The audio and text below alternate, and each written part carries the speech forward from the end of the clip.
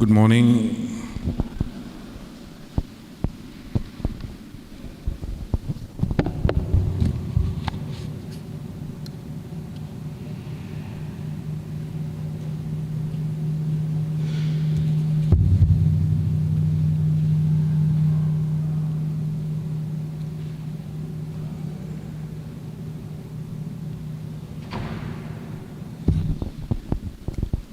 I would like to take this opportunity first to thank the Diocesan for giving me this opportunity to present this paper. May God continue to bless him and bless the Diocese of Lagos. I bring you greetings from my parish, Anglican Church for All Nations, Eco Atlantic City.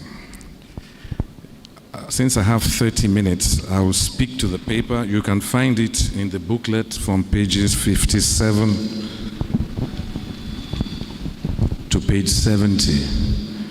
57 to page 70, it's in the booklet. So I'll just speak to the paper. Now, what is LGBTQ? The topic assigned to me is LGBTQ, the current trends, the abuse, legal, religious views, and prevention measures. I've looked at the dictionary, 2 dictionaries, Merriam-Webster dictionary, to define what LGBTQ is. It's an acronym, of course, and stands for lesbian, gay, bisexual, transgender, queer, or those questioning their gender identity. In reality, they have added a plus sign to LGBTQ. So it's actually LGBTQ plus. The plus is for people who don't know where they are. They are floating. I won't be surprised if in the near future something else is added.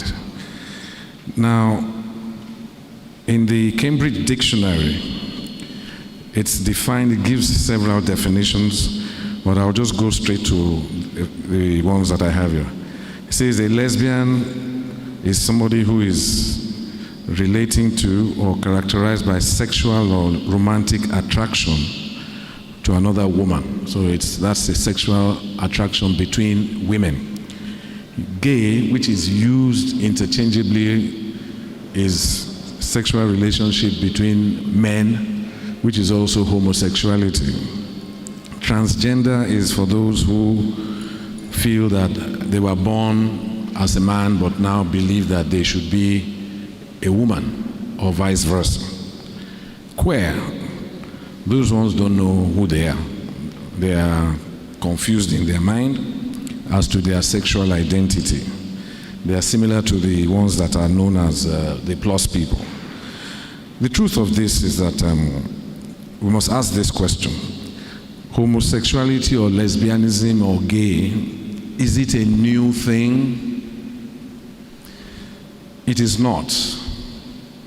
It has existed for generations. I want you to look at the book of Leviticus if you have your Bible here or on your phone. Leviticus 18:22. It says, "You shall not lie with a man as a woman. It is an abomination." I'm reading from the English Standard Version. Leviticus 20:13. "If a man lies with a male as with a woman, both of them have committed an abomination. They shall surely be put to death. Their blood is upon them."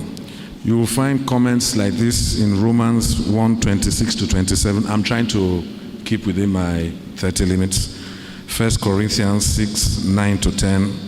1 Timothy 1:9 to 10. You will see that these are different books in the Bible that have talked about homosexuality and so on and so forth. So it is not new. There is a word called bestiality. Those who have sexual intercourse with animals, maybe a dog, a cat, and so on and so forth.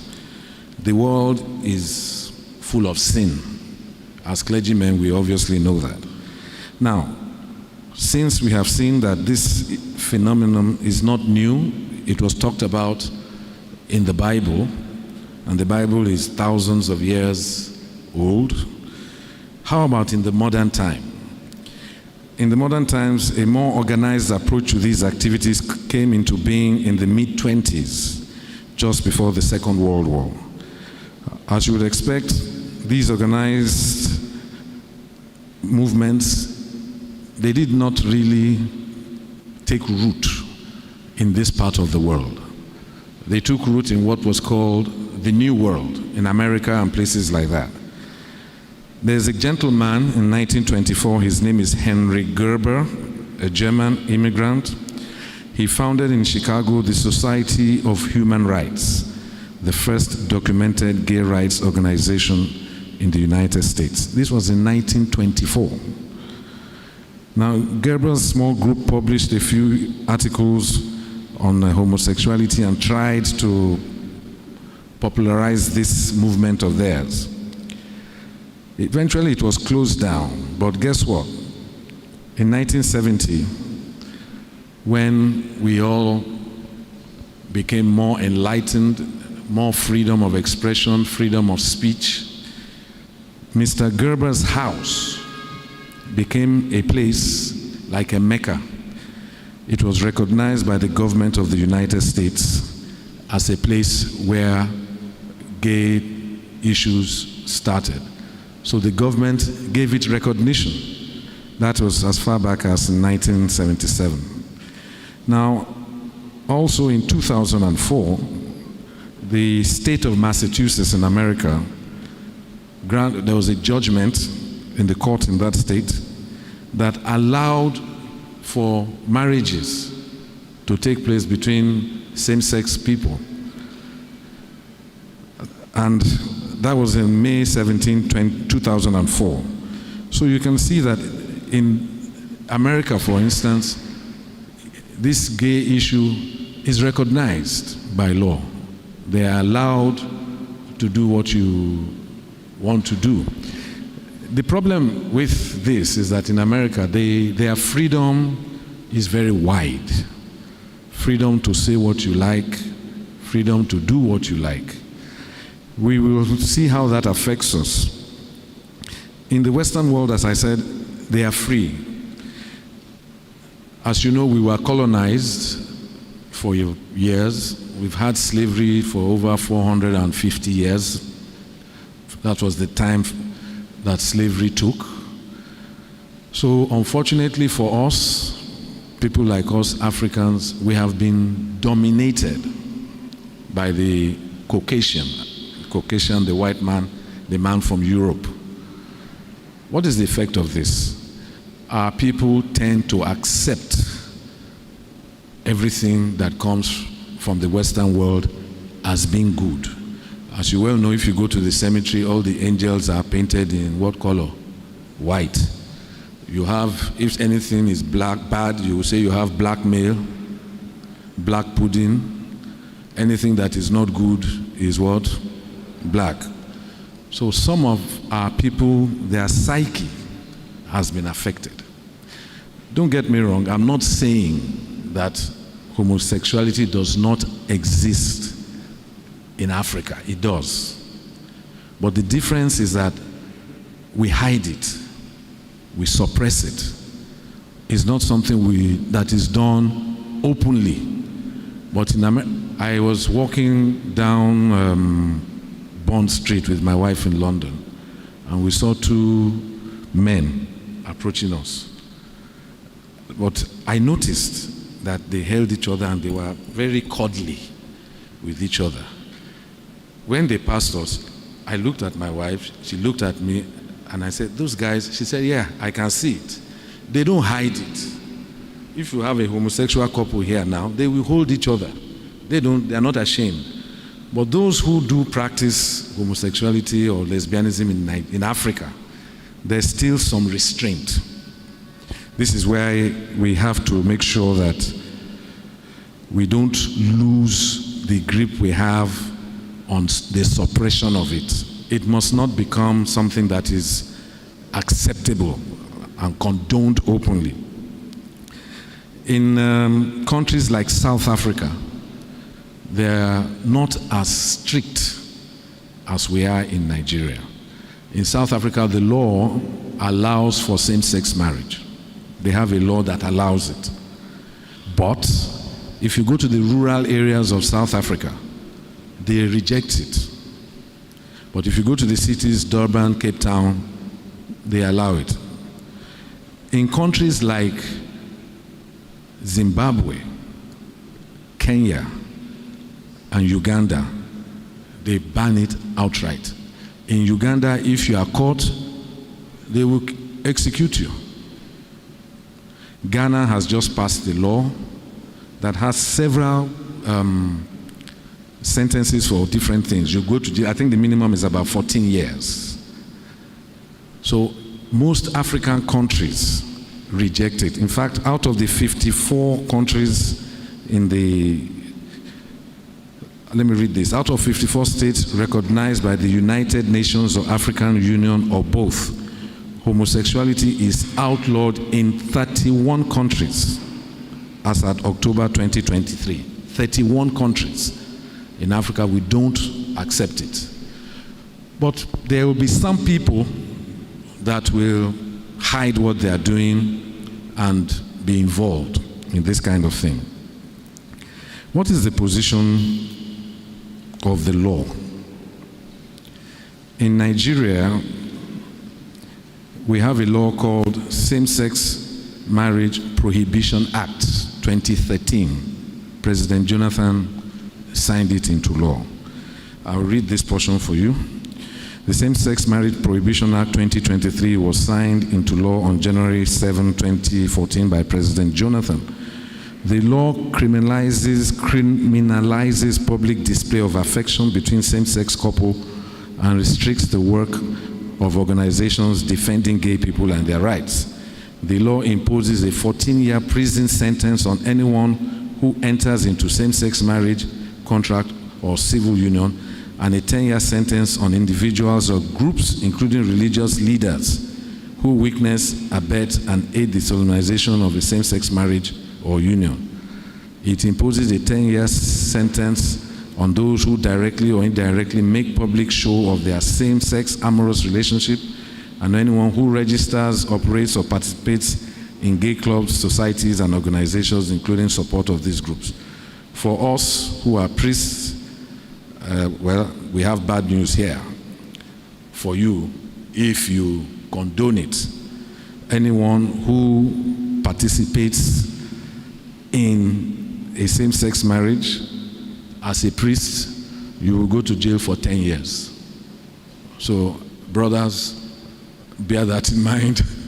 So it's not something you should encourage. It's not something you should encourage, no matter who is involved. Now, we have a problem in Nigeria. We have a problem. There is a law, the Same-Sex Marriage Prohibition Law, 2013, that says we do not recognize same-sex marriages or any activity around same-sex relationships. The law is there. But we have a constitution. Our constitution is the 1999 Constitution as amended. In that constitution, we have freedom of expression and freedom of association. These are fundamental human rights. They are justiciable. Why do I say we have a problem? I will read something to you. It's a case by the Supreme Court in a case called Clement Aviomor against Commissioner of Police. It's a 2022 case for Nigerian Weekly Law Report, part 1819, page 69 at page 82. It's a Supreme Court judgment. It talks of unconstitutional guarantee of freedom of expression. By virtue of Section 391 of the 1999 Constitution as amended, everybody shall be entitled to freedom of expression, including freedom to hold opinions and to receive and import ideas and information without interference. Also, the Court of Appeal in Inspector General of Police against All Nigeria People's Party. I will leave the citation, it's in the booklet if you want to read it. On importance of rights of freedom of assembly and expression.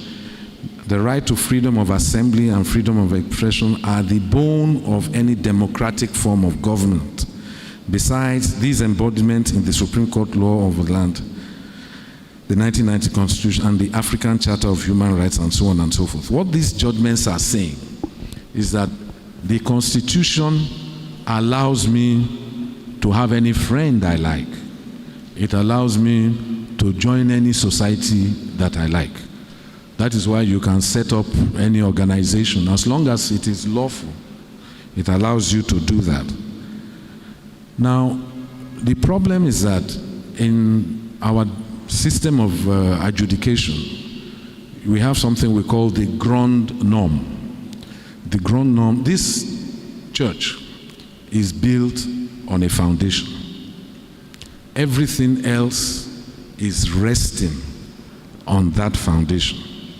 The ground norm is the foundation of all laws in Nigeria. The Constitution is the ground norm.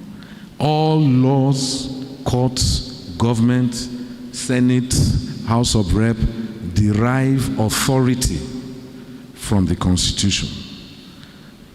What am I trying to tell you? The Constitution is the supreme law in Nigeria. And in law we say that where any law is in conflict with the Constitution, that law is void to the extent of its inconsistency. So the problem that we have is that we have a constitution that allows you to have freedom of expression and freedom of association.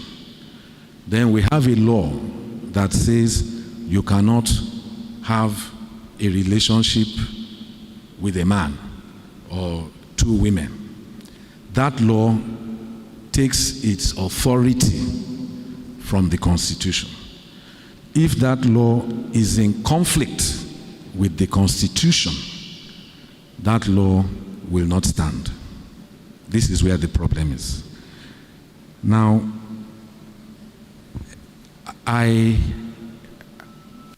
have done a lot of research. Right now, we don't have a court decision in Nigeria that says that the Same-Sex Marriage Act is null and void. It is still on our books as a recognized law. But I don't know, one case came up.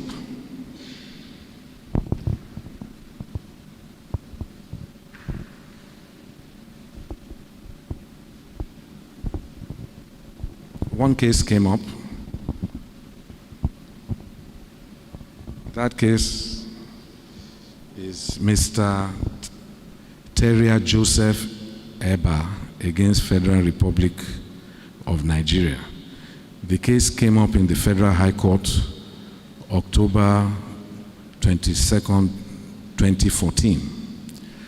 The man that filed the case tried to challenge and get the court to say that the Same-Sex Marriage Act is a proper law, and that the Constitution favors its being set aside. So he went to court to say, there's fundamental human rights and everything, so this law is invalid. That was what he went there to do. I believe the judge was a man of high morals. So, lawyers can twist and turn. The judge replied and said, for you to come to me, you must show that you have a right that you want to protect. In other words, you must confirm to us whether you are a homosexual. It is when you confirm that you are a homosexual that we can say that, oh, you have a right. that you want to protect. But since you have not told us that you are a homosexual, then what are you coming to court for? Wait for one homosexual person to come and say, I'm a homosexual, this law. So you just threw the case out. That is the only case that has tested this law. I don't know, but I suspect that other cases will come.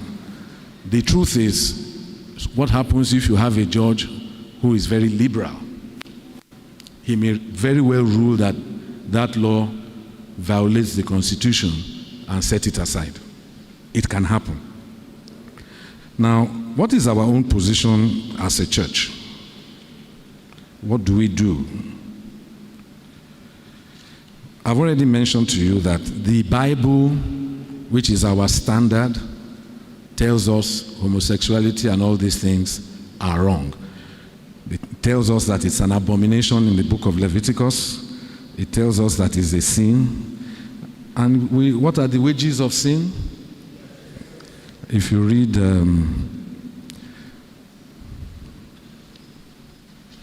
Leviticus 20:13, if a man lies with a male as with a woman, both of them have committed an abomination. They shall surely be put to death. Their blood is upon them. Also read Romans 1:26-27. These passages are clear. They don't need debate. You cannot compromise them.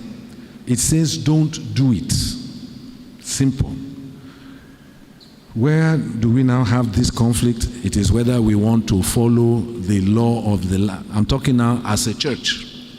Do we want to follow the law of the land or follow the Bible?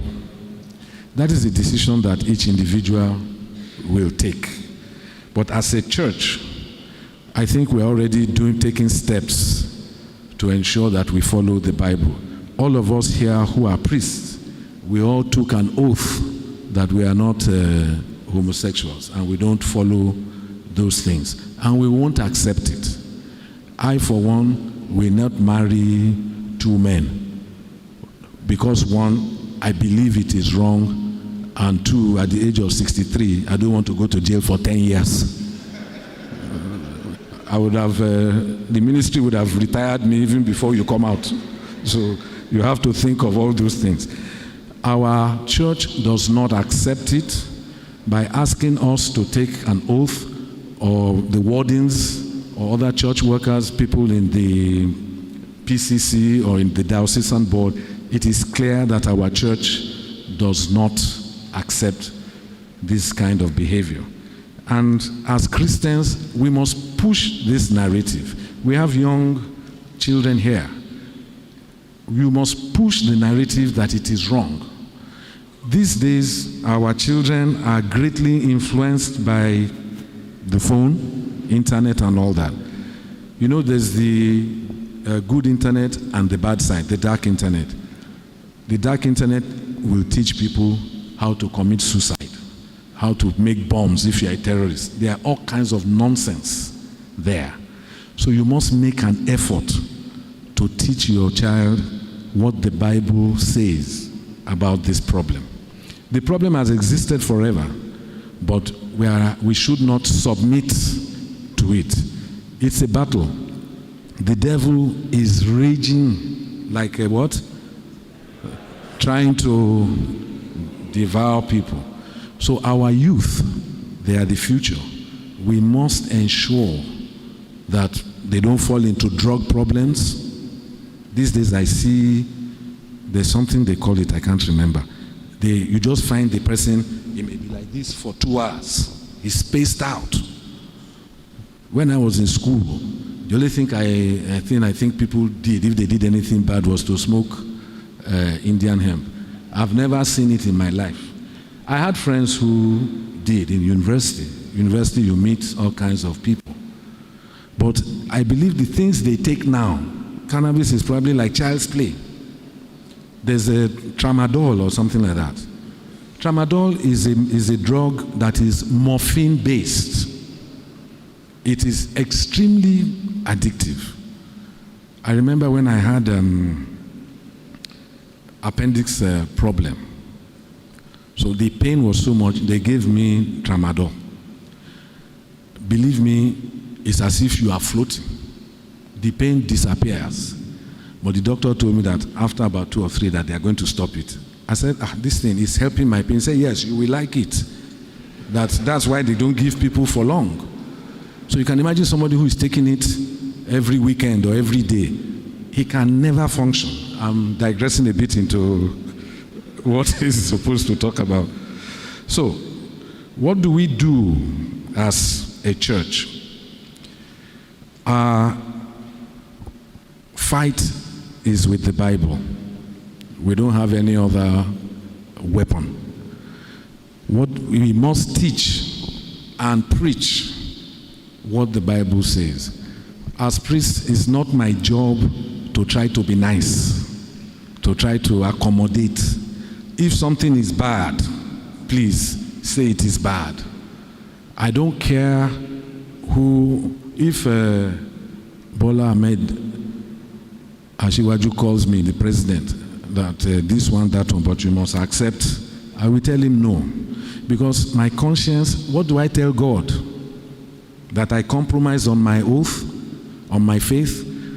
We must, as priests and as Christians, be ready to fight this battle.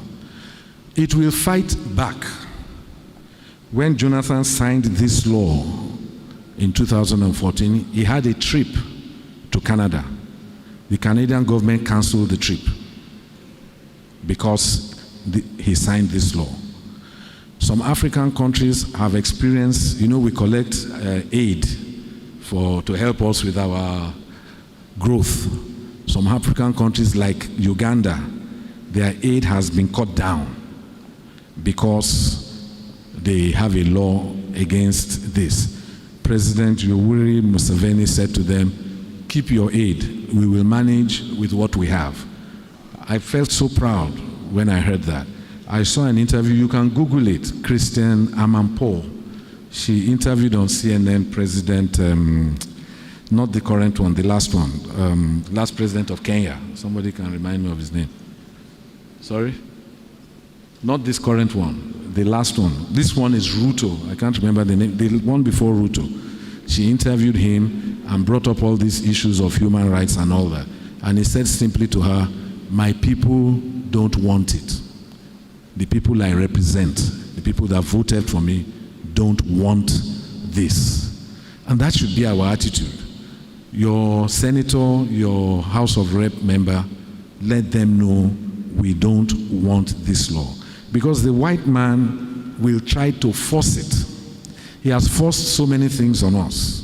Our economy is based in Liberia. Cocoa is their mainstay. They grow it. They don't grow cocoa in Europe or in America, but they eat a lot of chocolate there. But they dictate to Liberia how much is going to sell the cocoa to them.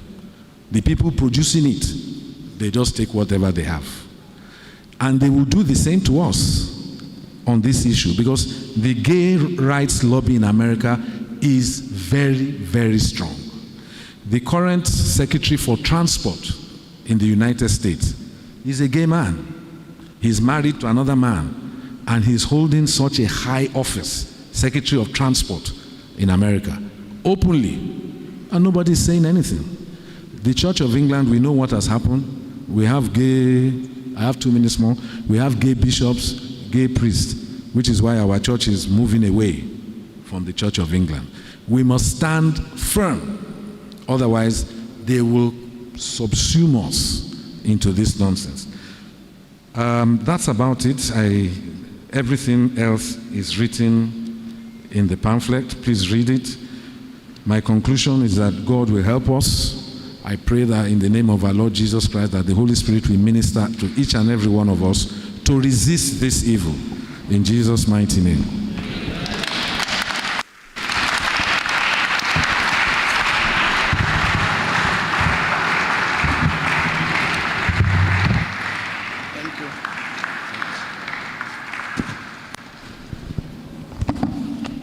This is wonderful.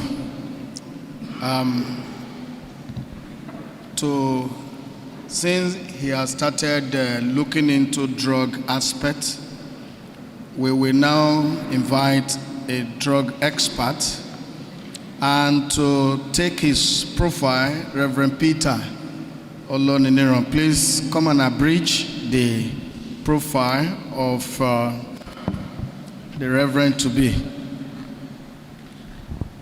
Thank you, sir. Good morning, all. We have the citation of Commander Olayinka Carlton Joe Fadile, who currently is the 13th State Commander of your State Command of the NDLEA. He is a geographer by study, and in the year 1997, he became an anti-narcotic Caesar as described in this citation. He is a man of actions, and he has always led from the front line. He has several awards in the service to his fatherland, including the following: award of the Chairman Chief Executive Award for effectiveness in operation leading to the arrest of 76 kilograms of cocaine at Makia in Kano. He also won the award of the Chairman Executive Tiger Award for proficiency in duty, technical assistant to the agency secretary for 14 years. In 2004, his leadership acumen led to the command winning the Chairman Chief Executive Award as well for Best Command in Drug Demand Reduction and War Against Drug Abuse. And he has been privileged to serve in the following places: Kano Zonal Command, Malam Aminu Kano International Airport in Kano, National Headquarters of NDLEA in Lagos, Murtala Mohammed International Airport, Lagos, River State Command, and the National Headquarters, Abuja and Lagos Annex. And presently, he is the commander of the Oyo State Command. As we have been told, he is a man after God's own heart, and is pursuing his ordination process at the moment. Join me to welcome with full dose of courtesy Commander Yinka Joe Fadile for his presentation.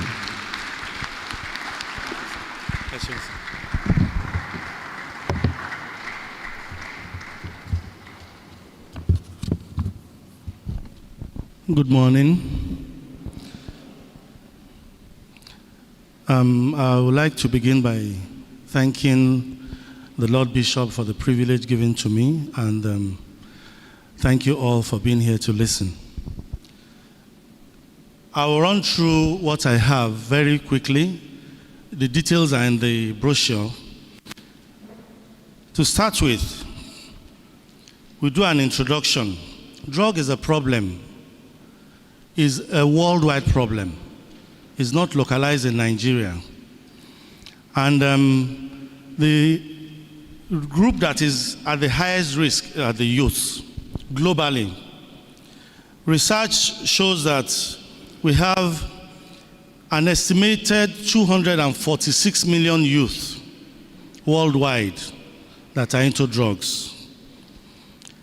And of these 246 million people, not youth, people worldwide, our statistics shows us that Nigeria can boast of 14 million. And this 14 million is between the ages of 15 and 64, the productive years. And in addition to that, the southwestern states of Nigeria, where Lagos is situated, takes 24% of this 14 million, which is about 3.3 million. And Lagos takes about 30%. You can work it out. Whenever we talk about drugs in NDLEA, Lagos comes first. They come first in abuse, they come first in arrest, they come first in everything, the plus, the good, and the bad. Historically, how did drug come to start being a household thing in Nigeria? It started with Nigerians who were supposed to serve us, our military men. They went to Burma to fight in the Second World War, and they discovered this leaf that gives them a high, and they brought back the seeds home and started planting for their personal use. Eventually became commercial. That's why we call it Indian hemp here, but the Indian government said we should never call it. They don't have hemp of Indian origin. They were going to sue Nigerian government, so you can never find any official document referring to it as Indian hemp. Just call it hemp now. So that's how drug came in, and eventually all fashions of drug followed. What is drug? UNODC 2015 says drug is any substance when taken into a living organism alters the normal bodily function. Anything you take in that changes how your body should work normally is a drug. In that case, coffee is a drug. We have energy drink. Those are drugs. Cigarettes. WAAP 2017 says any substance, natural or synthetic, which when taken into the body affects one's mood, one's behavior, and one's state of mind is a drug. And NDLA defines drug. No, let me skip that. Let's go to classification. I think those two definitions will suffice, and for more you can go to the brochure. We have uncontrolled drugs and controlled drugs. Uncontrolled drugs are said to be socially acceptable and readily available. Alcohol, cigarettes, caffeine, inhalants. You see the whole list there. Under alcohol, we have stimulant. Under caffeine, we have stimulant, cola nut. Under inhalant, we have petrol. People inhale the fume. We have correcting fluid, nail polish remover. Anything that gives off fumes is abused. Then we have the controlled drugs. These are the ones that are legislated against. The first one, the uncontrolled ones, nobody will arrest you if you take them. We just want you not to do them because we cannot prosecute. The controlled ones, we can prosecute. Narcotics. It gives you a high. Narcotics are supposed to be painkillers. They are derivatives of opium. They give you a high. We have stimulants, which stimulates the central nervous system and makes you walk hyperactive. We have cocaine, amphetamine in this category. We also have the depressants, which slows down the nervous system. Alcohol is a depressant. We also have other drugs like Librium, benzodiazepines, Lexotan, Valium, all sorts of sleeping drugs fall in this category. Then we have the hallucinogens. Under hallucinogen, we have mescaline, we have PCP, we have LSD. And these ones are the ones that when you take, you start to see sound and hear colors. You see somebody go to climb the pier of a church and decides that he's Superman, he wants to jump. Or he drives to Third Mainland Bridge and decides that this is a big swimming pool. Parks his car and wants to jump because he's already hallucinating. Then we have the psychotropic substances that came in the 70s. Under this, we have Pemolene, Tramadol that San mentioned. We have Rofinol. Tramadol is supposed to be a painkiller, a strong painkiller. It stops the brain receiving signals from pains. And that's why you see 2 boys will offload the whole trailer after taking Tramadol because they are not feeling those pains. Then Rofinol. Rofinol is also abused. It's called day trade drug.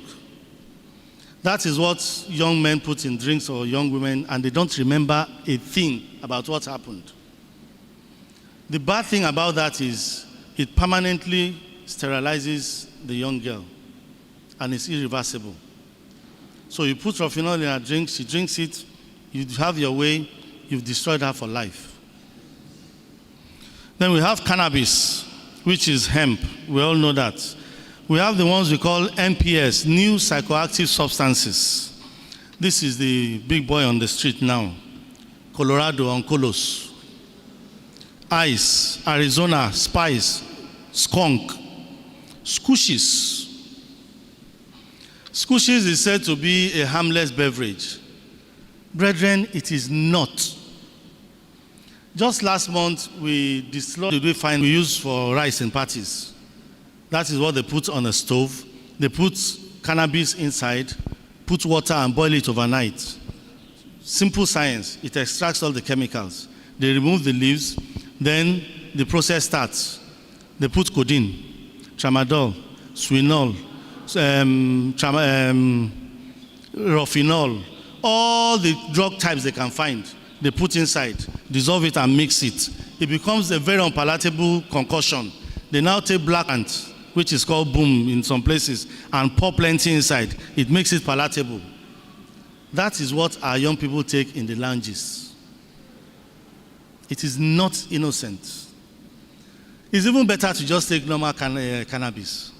This one is a conglomerate of any kind of drugs that the smart producer can lay his hand on. Let me go through some other recent drugs that have been abused. You find them funny. Some people, when you put Lipton in dry gin, it gives you a high. Some use it. They soak pawpaw leaves and drink, or they smoke dry pawpaw leaves. Urine, human urine that is kept for 10 days, they drink. Chlorine bleach. They mix chlorine bleach with lacacera and drink. Methylated spirit mixed with codeine. Tom Tom sweet mixed with lacacera. Those are cheap ways of getting high that you won't go to buy expensive drugs. Spirogera, that green gooey substance. Some smoke dry plantain leaves, burnt tires, dry gin, lizard dungs, the feces of lizard. They remove the white part of it and they smoke. Some will just go and sit on top of a pit latrine and be inhaling the effluents. Those are cheap ways. Some will use rubber solution used to patch tires and sniff. There are lots and lots and lots and lots of them. What are the effects? Ugu said in 2008, the moment you take drugs, trillions of potent molecules surge through your bloodstream and into your brain. Once it gets there, they set off a cascade of chemical and electrical events, a kind of neurological chain reaction that ricochets around the skull and rearranges the interior reality of the brain. That is what drugs do. They will go into your head, they knock it around, and they rearrange it. That's why, like San says, you take colos, the person will just stand still in the center of the road for 1 hour. He becomes a statue. Until you knock him, he comes back to reality. The engine has knocked. What are the stages in drug abuse? I'm going to tell you the stages so that you recognize it if you see it in any young person around us or our wards or spouses. The first stage is experimentation. Experimentation is when they go to parties and their friends are telling them, and the guy tries it and he doesn't yawere, and he decides it makes him feel good. The next time they go, he goes to the next stage, which is the occasional use. Now you don't need to cajole him to take it. He goes there to pick it by himself because he's now used to it. Then graduates to the next one. He sits in a sitting room and he feels a need to take it, and he takes money and goes to look for it. He becomes a regular user. From there, he just slips into dependency or addiction. The next few slides I will skip because they talk about the effect of each drug type on us. You can check them on the brochure. but I'll summarize it in a sentence. Any kind of drug that is abused that you take, they do just two things. They will fire your brain and make it work hyperactive, and while doing that, it destroys the brain and destroys your internal organ. And the second thing it does, painful, untimely death. No two ways about it. That's the summary of all these other slides. Then, criminal point of view. Okay, let's talk about the consequences. On the individual, it becomes a health problem. Because when you start taking them, it starts to destroy your kidney, your liver, and things like that. It will roast the brain. You may have a physical health problem like HIV, hepatitis from shared needles. Because you see people that are injecting drug users. I mix the drug, put in a syringe, I inject in my body, the syringe touches my blood, it picks up any pathogen that is there, the next person picks it up, injects himself, transfers whatever is in my body to his own body, adds his own, another person picks it up, and then we all go home to meet our families. Either you are married or not, you may have a girlfriend or a boyfriend in school, whatever. If you get in contact physically with those people, sexual intercourse or whatever, you can transfer HIV, hepatitis to them. If they are unfaithful or in school where they just do their thing, you keep transferring. And you discover that that simple thing that three of us shared, maybe in another 3 months, 5,000 are suffering from it. It becomes a health problem to the state. Then we also have those that will take it. And like taking colos, that's when a policeman goes to quell fights in school and you see a young boy opening his chest. Shoot now. A policeman that is holding a rifle asks to stop you fighting. You're opening your chest to him. And your parents sent you to school to study. It's not normal. The same thing we find on the streets. Part of the problem that drug will cause to the nation is terrorism, banditry, robbery, violent crime. In NDLA, we say that drug is a catalyst to every crime. If you remove drug from the society, crime will drop drastically, naturally. Because without drugs, 99% of people cannot rape.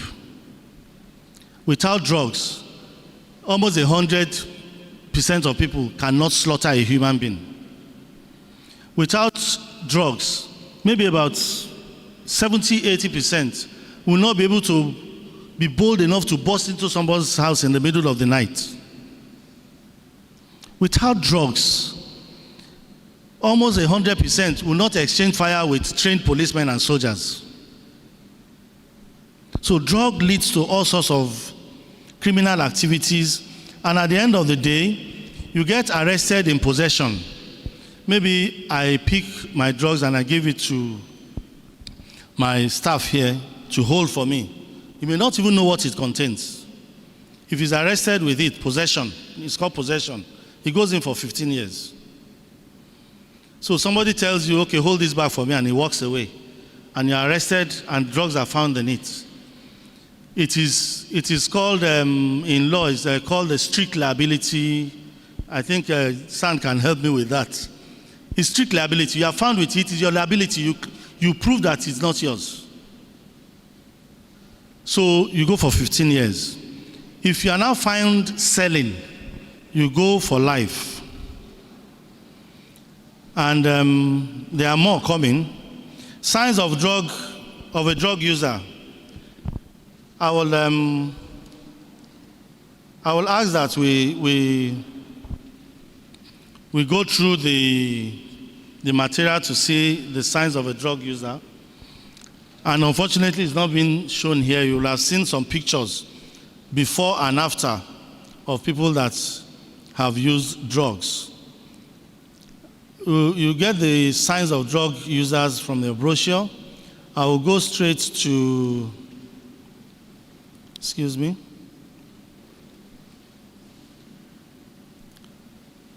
The easiest way to prevent is what we are doing now. Awareness, and where awareness doesn't work, We do rehabilitation, counseling, and social reintegration. In NDLA, we have two-pronged battle. One is called drug demand reduction, one is called drug supply reduction. When you see us dressed like this with arms going to the street, we are doing drug supply reduction. That is the enforcement part of it. We are removing the drugs from circulation. Then for those who will still find a way to lay their hands on it, we now do counseling. If you still go ahead, we have rehabilitation, social reintegration. We help you find your feedback because you are now seen as a sick person. You are no more you are no more able to control your mind. Drugs are controlling you, so we help you find your feedback. When you go for counseling, you are given some coping skills, which is also in your material, but I won't go through. Now, what is the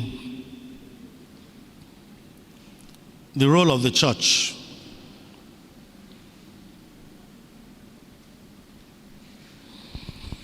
Most individuals who abuse drugs are normal people who have normal jobs. You see them on the street, they look normal. Forget the ones that are like zombie on the street. Those ones are the extreme.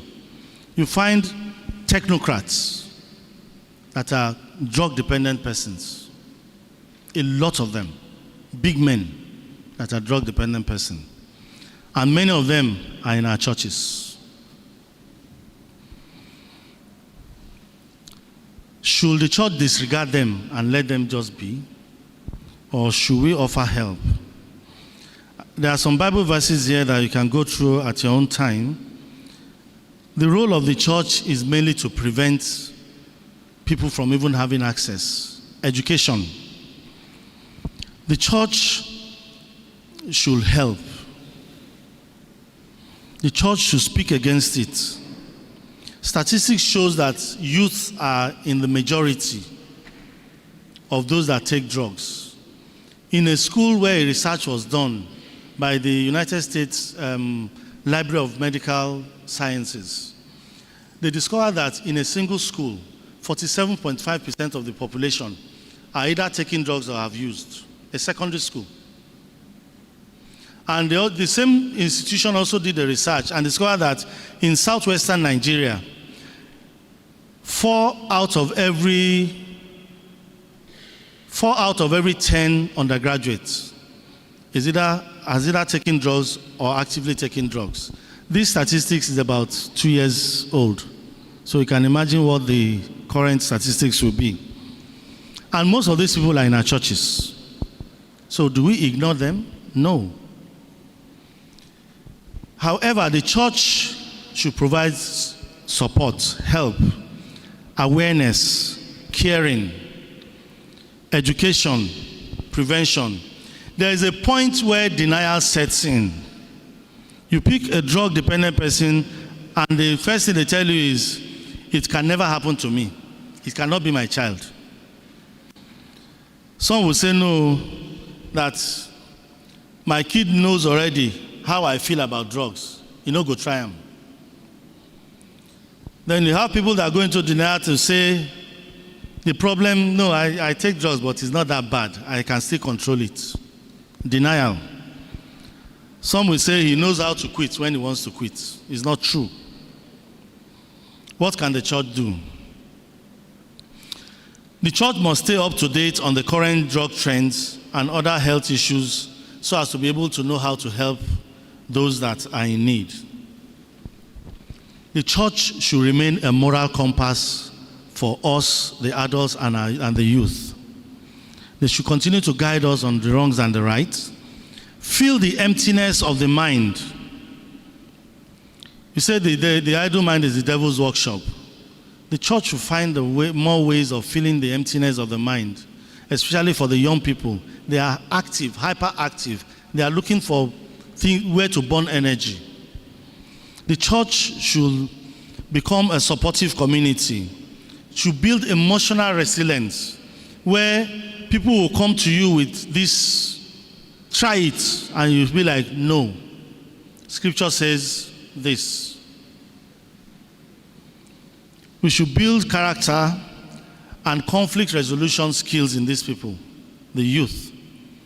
Make them be able to have thinking and moral decision-making skills. All these things will help them to decide when they are alone and they don't have you with them, whether to take to drugs or not to take to drugs. These skills are skills they need. We should promote the church's commitment through answering tough questions about substance abuse. We can access the NDLA sites, we have plenty of them, and we also have NAWADA, which is the church's War Against Discipline platform. We can also visit those platforms. We can incorporate substance abuse prevention messages into our outreach ministries. I mentioned here like Joshua Generation International Youth Conference, where we have 10,000, 5,000 youths from all over, 15,000 from all over the world now, not the country, congregating in one place. How good will it be to open their eyes to the dangers of this thing? The church can also support by establishing halfway homes. When people go through our facilities for rehabilitation, we release them back to the society. Many of them are afraid to go because they are going back to the same place they left. And the tendency is that they'll meet their peers there and go back to drugs. So we need midway homes where they can be tutored, they can be taught, they can be given more skills, spiritual, that will help them stand firm. And where possible, the church can have faith-based rehabilitation centers. It's expensive, and people will have to pay for it. The ones we have, people don't pay for it because the counselors that are there are government paid. They are my staff. The facility we use is a government building, so they just paid for their feeding. But if the church will establish theirs, it will have to be a standard one where people that come will have to pay, but they get value for their money and they go back home clean. Rehabilitation works. We must take action, brethren. The worst thing that we can do as a church about this scourge is to do nothing. If we decide to do nothing, we've done bad. The consequences of drug abuse is far-reaching. We cannot estimate how many lives are destroyed on a daily basis from drug abuse. In my office, I have seen parents, a mother in maybe her 70s, prostrating in front of my table and crying because she's seen the whole of her life going into drain. The only son in a private university, she discovered in the 4th year that he doesn't even have an admission. He's been going, taking money and taking drugs. You go to a rehab center on a daily basis, you find young, promising people there, intelligent, wasting away because drugs have eaten them up.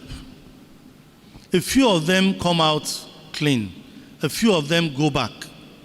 Some of them go through rehabilitation several times before they get clean. Many of them end up killing themselves. Nobody in his right senses will, for instance, go to stay on Lagos-Ibadan Expressway with a rifle and be shooting at people and drawing them into the bush if there's no drugs involved. In the northeast, whenever terrorist camps are overrun, they are heavily laden with drugs. And the research we have is, before those suicide bombers are pushed out to commit their act, they are kept for about 2 weeks, and they are being fed with drugs regularly. So by the time they strap the bombs to their body, this person is a robot. They take him to a well-populated area, push him out of the vehicle, and just tell him go straight, and he just goes on straight. The other person in the car goes to a safe distance and triggers the bomb. If not for drugs, I don't think you strap a bomb to anybody's body and he will agree. Drugs have pushed us to do all sorts of things. It is also called, like alcohol, I told you, is a social drug that we cannot arrest, but it's also called a gateway drug. When you take alcohol, it removes a lot of social inhibition. Moral inhibition is gone. Any other thing can follow. The same thing with cannabis. Then colos. Colorado is cannabis that has been modified. It was actually manufactured in a Canadian lab for lab experiments and somehow found its way to the streets. If you find a gram of Indian hemp, it will sell for 500 naira. A gram of Colorado sells for 10,000 naira. And if you are an active user, you will smoke maybe like 2 or 3 times a day. So how do you get 40,000 naira or 30,000 naira a day? Criminal activities. You steal. So when you start to see things missing in your house, mommy's jewelry is missing, your wristwatch is gone, you don't talk. You go into denial. No, the day you step out of your house and your car is gone, you wake up. They will take your car and pawn it for a gram of colos, 10,000 naira. Put your car as shorty. When I come to pay, you return the car. The guy will make sure you don't pay. Brethren, I have 30 minutes. I try to rush through my presentation. I wish we had more time. My time is almost up.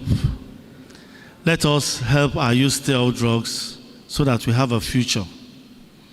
If the future of tomorrow is destroyed with drugs, the nation is finished. Thank you. Thank you.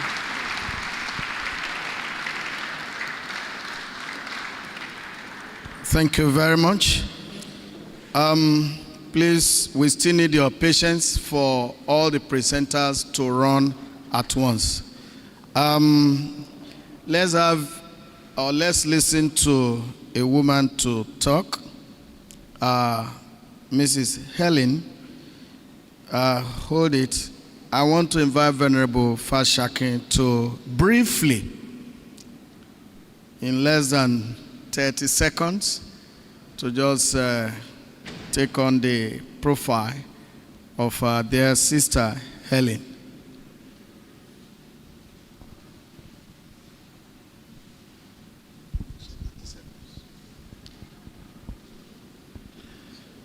Helen Holadele is a microbiologist, a member of the Institute of Public Analysts of Nigeria, professional teens counselor / therapist.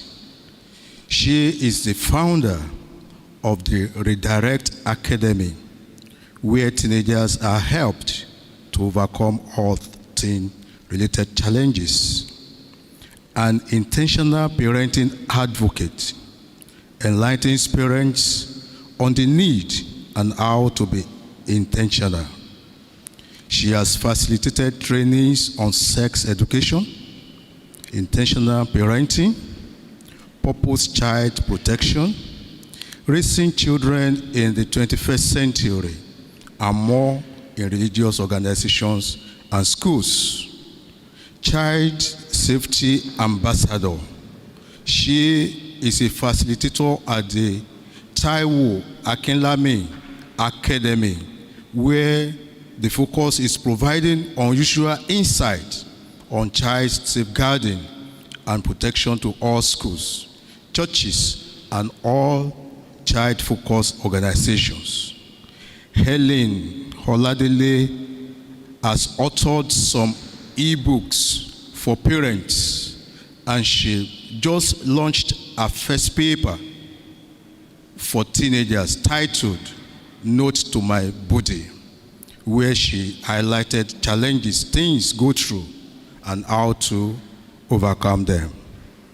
Brethren, join me to welcome to the podium Helen Oladele, Teens Counselor and Intentional Parenting Advocate. Thank you, sir. Thank you, everyone. I want to sincerely appreciate our Lord Bishop for this great opportunity and the leadership of the church for making it possible for me to be standing here in the presence of great men and women of impact and influence. I am honored, and I say, God bless you in Jesus' name. Amen.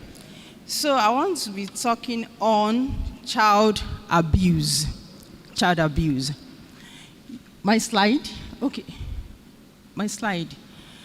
And I'm starting with a statement by my mentor, Barrister Taiwo Akinlami. I was in a class with him a few years ago when I started this journey on child safety and safeguarding. And he started the class. I do not rejoice. There is a mistake there, the first slide. He said, I do not rejoice at the birth of a child. Hey? Why would you say that in my mind? Hey? The Bible says children are the heritage of the Lord.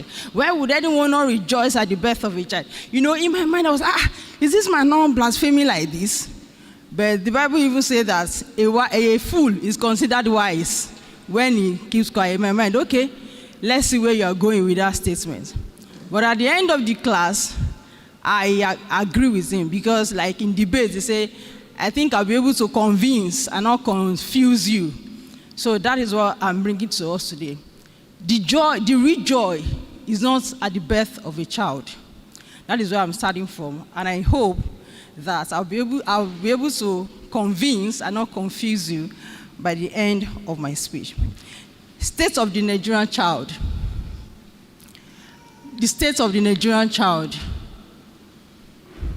It says, the reports of violence on children. This survey was in 2014 and the results was released in 2015. So imagine 2015 and we are in 2024. So just imagine what the statistic will be today. That before the age of 18, approximately 6 out of every 10 children experience some form of violence.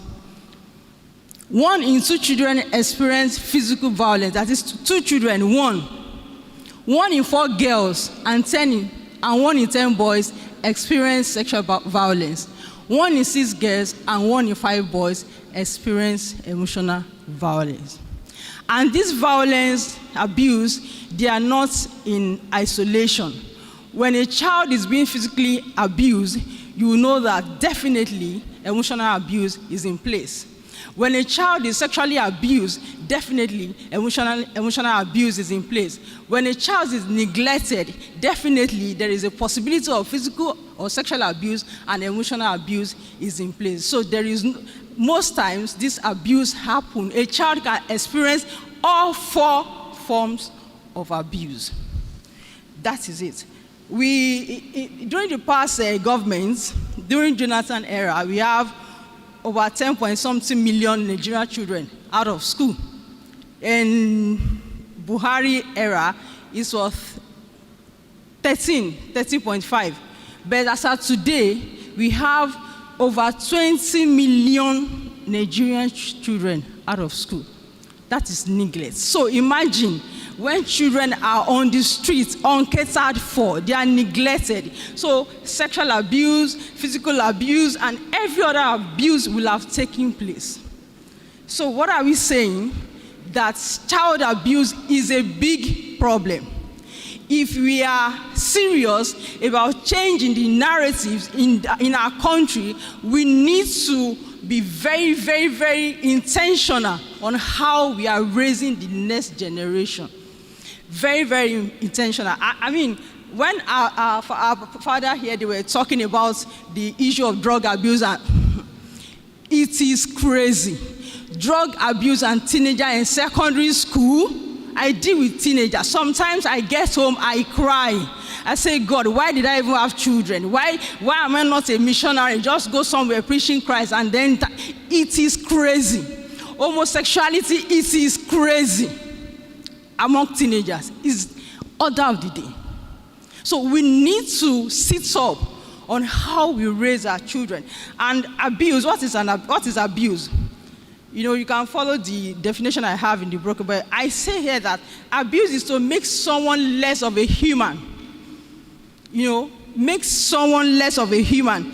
Take away his or her individuality, personality, his compassion and kindness towards others.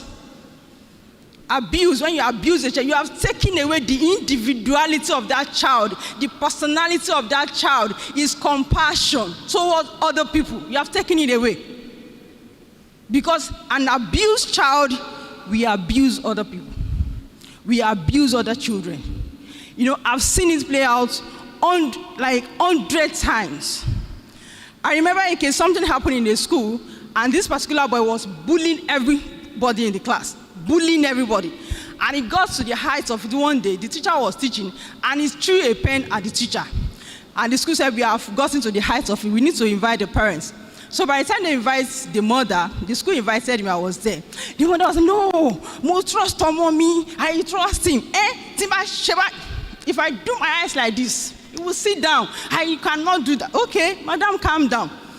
They call a few people in the classroom. Please, how do you describe this? They say, hey, that boy, his wallet is too much. He's in da. Okay. By the time they called this boy, this boy was coming to the principal's office. He didn't know that his mother was there. So by the time they called, he was still, doing stubborn, no remorse, no nothing. Immediately he sighted the mother. He started shaking. He ran under the table. Hey, I'm dead.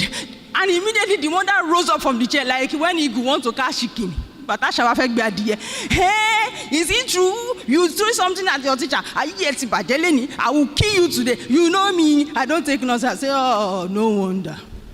He said, this boy, if I ask him to sit down, they not born him well. I say, madam, calm down. He said, no, I don't have time. All these intentional parents, you people say, I don't have time for it. I say, madam, yeah, you are seeing your report card like this. You are still arguing. Madam, calm down. Because this boy has been bottled up. He has not, his personality, his individuality, his compassion towards others has been taken away from him. And there is no how he will be looking for a way to express himself. So when he gets to school, he becomes a terror to every other person. We all heard the news of the boys who beat another student to death. Few days ago, you beat another human being from 10 p.m. to 6 a.m. for crying out loud. There is no child who is brought up in an atmosphere of love, of compassion, of respect, of appreciation that will beat another human being for crying out loud. There was a girl. She got home, she told the mother, my vagina is paining me. 6-year-old. After several interrogations, she said that her seat partner in school was putting fingers into her vagina. And by the time they did all the investigation, we later discovered that all the seat partner of this particular girl has gone through the same experience. And further investigation showed that this same girl has been abused from home. And the mother had no idea, and she was battling with serious infection.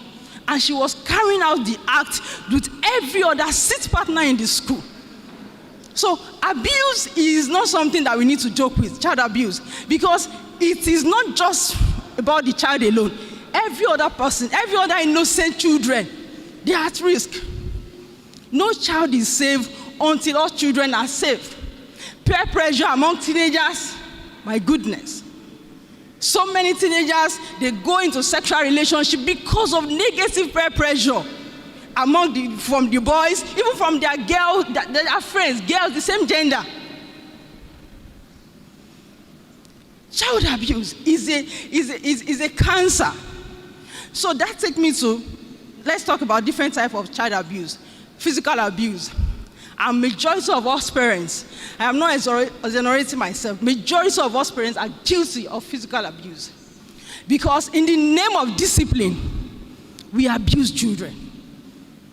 Because a survey was carried out and it was discovered that Nigeria is number 1 in Africa who abuse children in the name of discipline.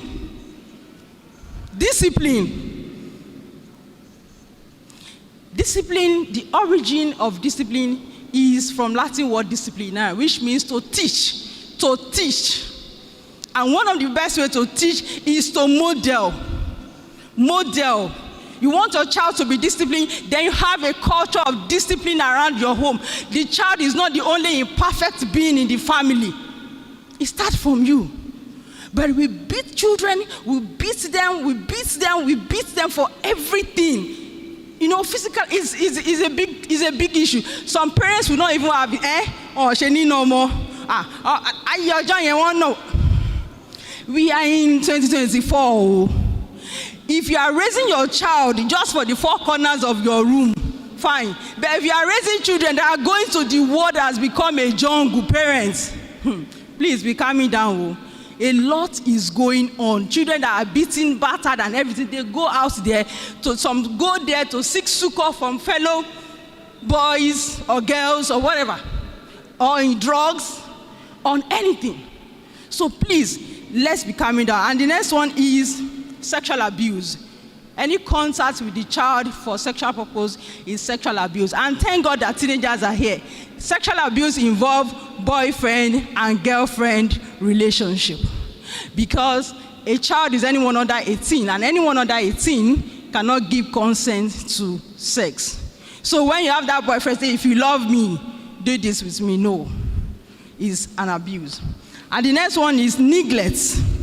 Neglect. And when we are talking about neglect, there are different types. Some parents are there with the child, but they are not there.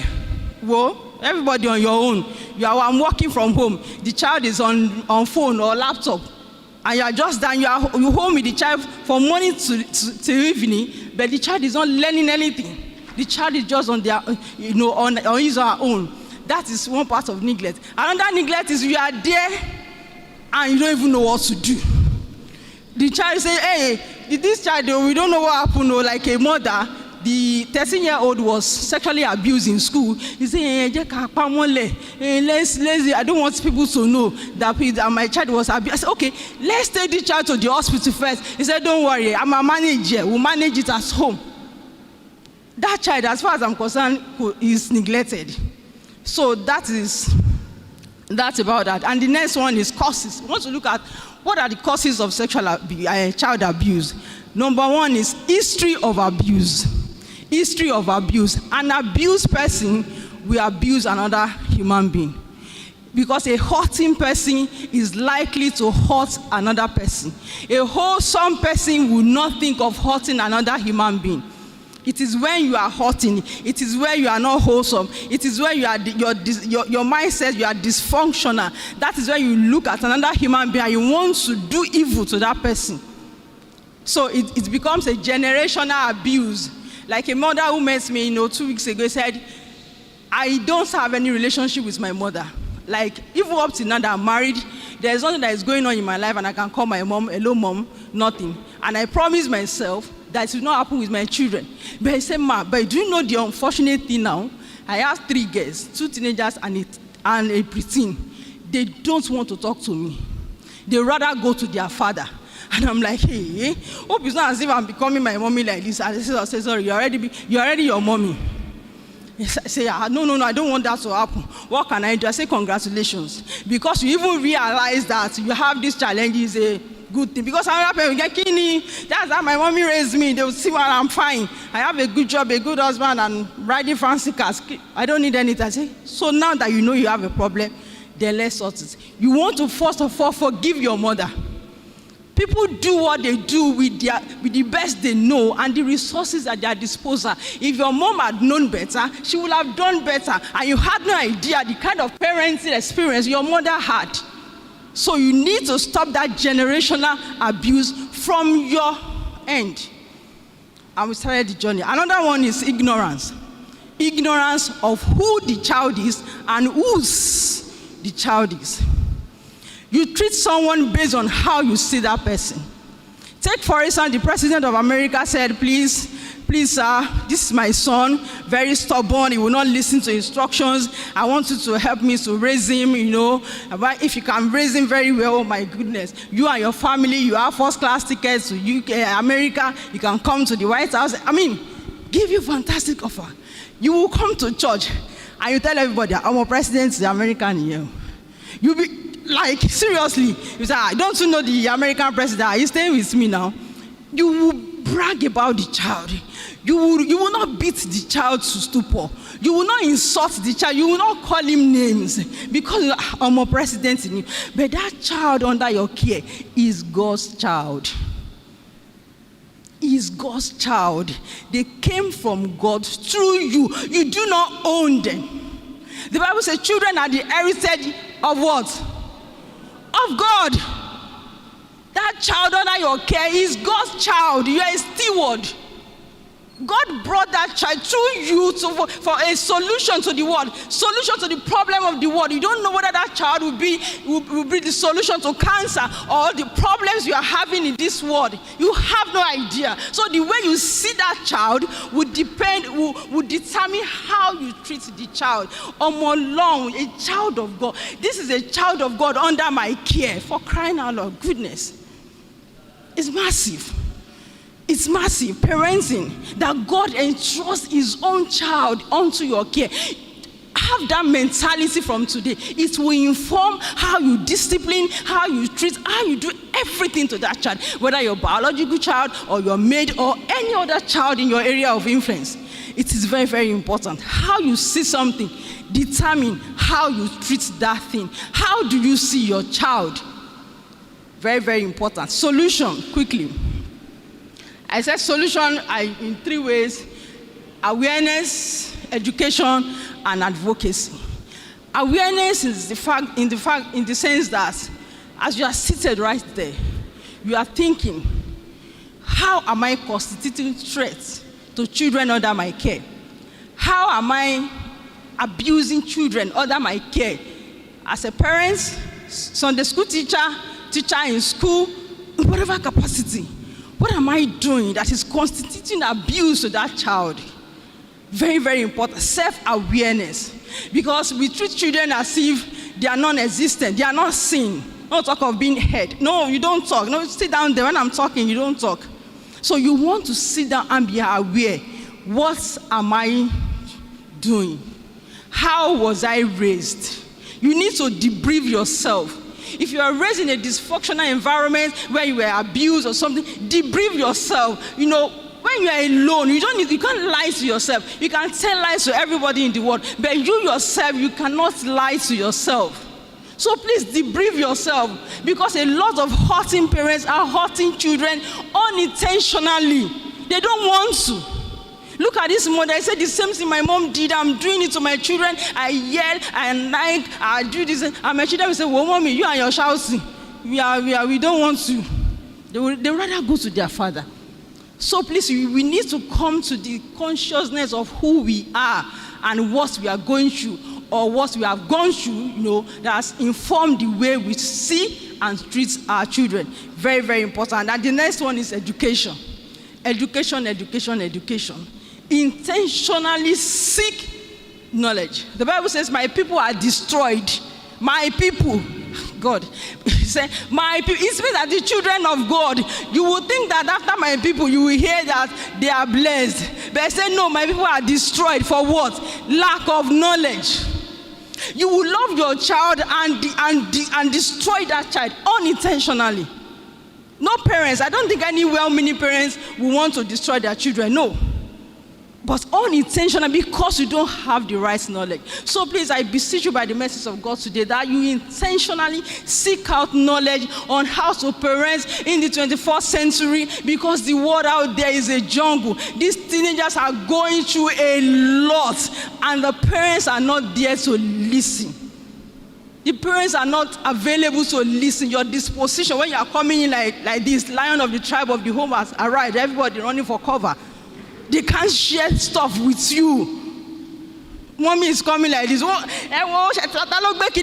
put something here? And by the time these children will just like, whoa, this woman to have her own issues. Me too. You are coming from issues. Me too, I'm going through issues. Everybody, mind your issues. And they have things. Teenagers are being sexually abused by teachers. They cannot talk to their parents because the parents are not available. Their disposition, body language, facial expression is not giving them the opportunity to express themselves. It is crazy. You know, you hear some things girls share with you, be like, where is your mother? That is your fan. Please, seek out knowledge. Seek knowledge for your children. When your teenager is misbehaving, every problem is a wisdom problem. What is the skill that my teenager is supposed to have at this stage and he doesn't have it? What are the things that I need to do? It is not a time to insult, we use sarcasm, we use joke, we use label. Oh, Jesus. Please, parents, I beg you, please. And the last one is advocacy. Advocacy, that you are stepping out of here today. You have debriefed yourself, you have thoughts within yourself, what are the things I'm doing or not doing that is detrimental, to the emotional well-being of my child. You want to become an advocate. You are going along in your street, see a mother insulting the girl, oh no, don't do that, don't say that to her. That's God's child. That child might come through you, but it's from God. Who creates human being? It's God. That child must be, but that child is from God. And what has she done? Okay, calm down, talk. We don't have conversation with our children. We don't allow them to talk. They are sentenced immediately. You have done something wrong there. You are sentencing them to death immediately. Only God knows how many teenagers, how many children we have killed. Please pardon me for saying teenagers because I deal with teenagers. So, how many of them we have damaged with the words of our mouth. I have a lot of young people, teenagers, dealing with bisexuality because of the words of the mother. We were sharing, be occurring, be walking like a boy, be walking like a boy. Will anybody marry you like this? And he got to say, these guys were like, okay, maybe I'm supposed to be a boy. And she began to date both boy and girl. And now she's addicted to bisexuality. We have done therapy. She's now 21. I said, please, you need to take care of yourself. Because the mother planted the seed in her. So when you see a mother, when you see a parent insulting the child, please, no, please, don't do that. Calm down. Children, we cannot be reacting the way they are behaving. Just calm down. You have planted a seed of kindness, a seed of empathy in that child. Because someone might go, no. This person that is saying this to me, at least somebody is listening to me. The heartfelt cry of teenagers is to be seen and heard. They just want you to see them. They just want you to listen. Like they are screaming in your face, Mommy, Daddy, see me. I'm telling you. See, as simple as it sounds. See me, Mommy, talk to me. See me, hear me out. They are crying. It's a cry for help. But unfortunately, we are not listening. We are not seeing. There is no teenager that is going through issues that they don't want to discuss with their parents. They want to because they need help. They really need help. But we are not there. So be an advocate. Speak up for a child. You see a child that is being abused, please do not keep quiet about it. Sexual abuse, please report to the appropriate authorities. It is very, very important. And something that I forgot to mention in between is the state of the law concerning child abuse. In 2016, Governor Ambode signed into law the Child Protection and Safeguarding Policy. I don't know if you have it in this church, that every child-focused organization must have it, that children under our care, they are safe from every form of abuse, because we have seen cases of where children are abused in the church, sexually abused, physically abused in the church.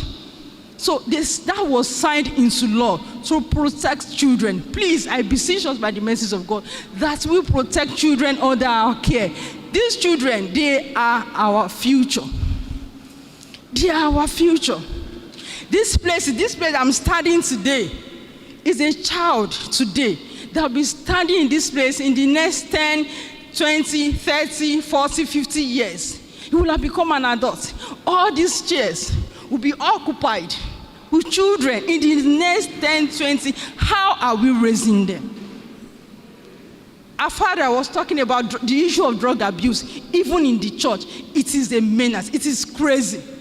the issue of LGBT homosexuality, not legalized in Nigeria, but I can tell you for free, majority of secondary school, there's a particular secondary school, the boy said, the girls are dating themselves and boys are dating themselves. And I said, why? He said, because the girls said the boys are not faithful. That they are dating the boys, and the boys will not be dating another girl, will not be dating another girl. Let's go be dating ourselves. I used to be dating yourself in a secondary school. Big secondary school, religious secondary school, church secondary school, big secondary, they are dating themselves. So we have to stand on our toes. This issue of child abuse is not only affecting your own child alone, it's affecting every other children. No child is safe until all children are what? Safe. So please be an advocacy. Anywhere and everywhere you find yourself, make a commitment that from today, no child under my watch should be abused, will be abused. And it starts with your own children to other children in your area of influence. When teenagers misbehave, it is a knowledge gap. It is something that they need to know that they do not know. So that is why I've written a book for teenagers. It's titled No to My Body, and I highlighted all the challenges from bullying to peer pressure to substance abuse to LGBTQ to relationship, dating, sex, everything, and the way forward. And the fact that your parents might tell you to do A and you decide to do B, you are free to choose. You are not free from the consequences of your action. Thank you for your time and attention.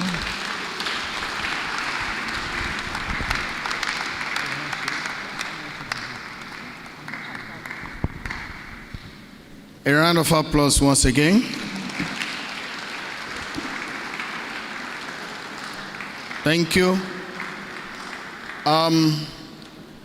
We'll still ask him for your patience. We want an elastic patience.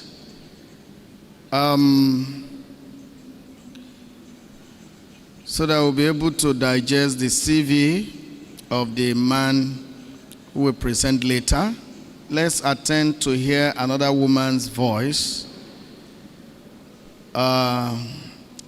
The barrister, Mrs. Miriam, but the CV to be summarized by the Reverend Canon Emmanuel Fadikwe. The CV to be summarized by the Reverend Canon Fadikwe.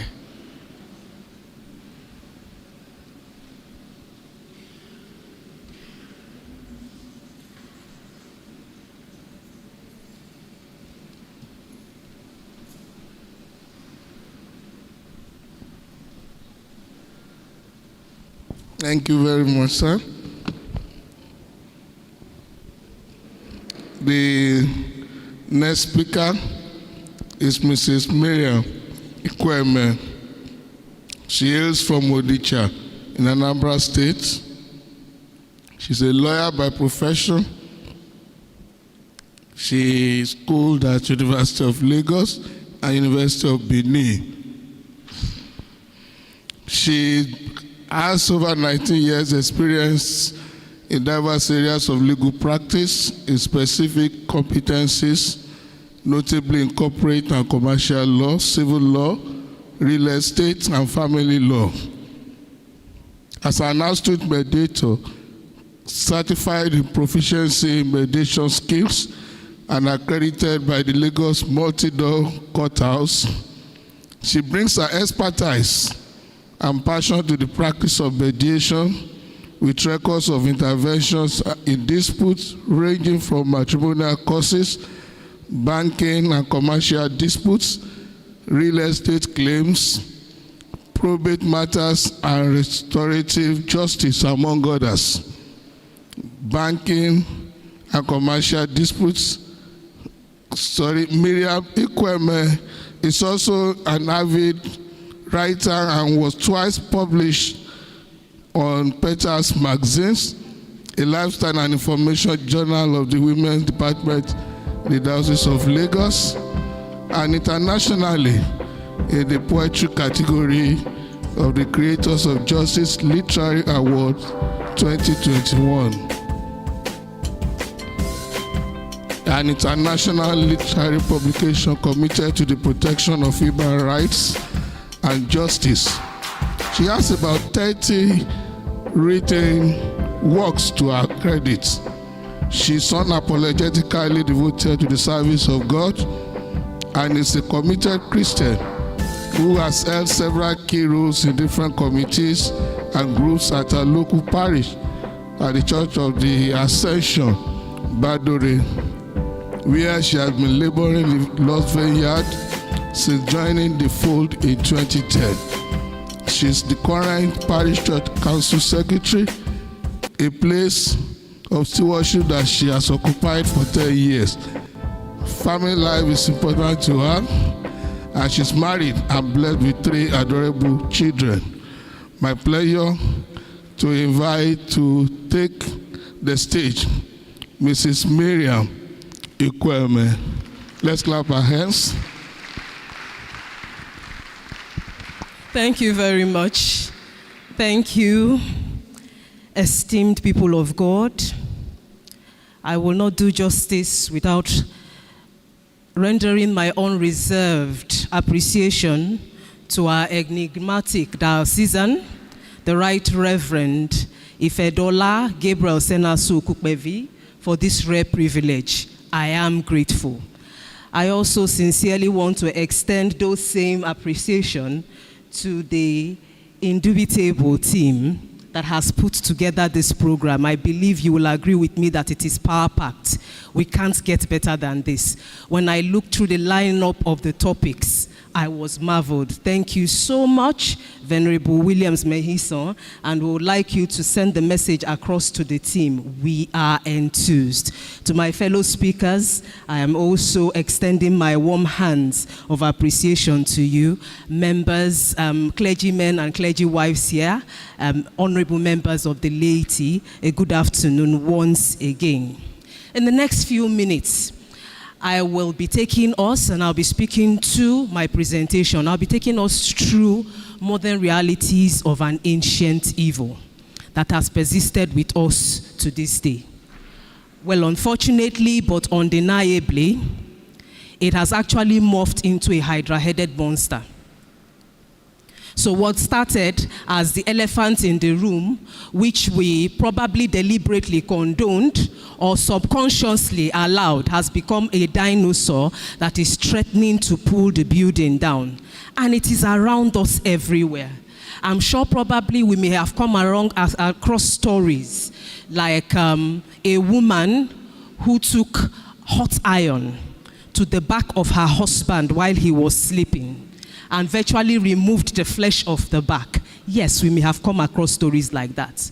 Or for those of us who know Anthony Joshua, and you know how big his muscles are, you can imagine a man with such muscles single-handedly pulling out the eyes of his wife of 12 years with fist cuffs. These are the realities that stay with us. I am sure we have read in the media of a woman being buried amidst tears because she was throttled to death by the one who was supposed to love her the most, or well, the next most, and actually save her. We have seen it. I have also read stories, or a story of how a woman who felt, listen, I am done, and waited for the husband to go to bed and took a kitchen knife, the biggest she could find, and sliced off his intimate parts, threw it off to the dogs, and that is it. So these realities stay with us, and I am talking about gender violence. And in the next few minutes, I'll be leading us through my paper, Confronting Gender-Based Violence, the matters arising, and how do we move forward, especially as a church. And it will be very, very necessary, of course, in looking at this, to understand what is gender-based violence and what are the forms that it can present. What are the patterns that it can take? Can we look at the legal perspectives of gender-based violence and some of those laws with particular malaise? it will also be very necessary for us to also look at the religious perspective, especially as the church. And I must tell us that we as a church, though we have fared well, we have actually been indicted in a particular respect. And this is the place where we need to call a spade a spade. And so we need to talk very practically about this issue and how to nip it in the bud. And it will be very necessary, of course, in considering such a topic, to look at the recommendations, particularly, like I said, as a church, as a people, because we know persons who are going through it. In fact, there are persons among us, so-called Christians, who are the perpetrators of this particular malaise, and it will be very necessary for us to address it, nip it in the bud.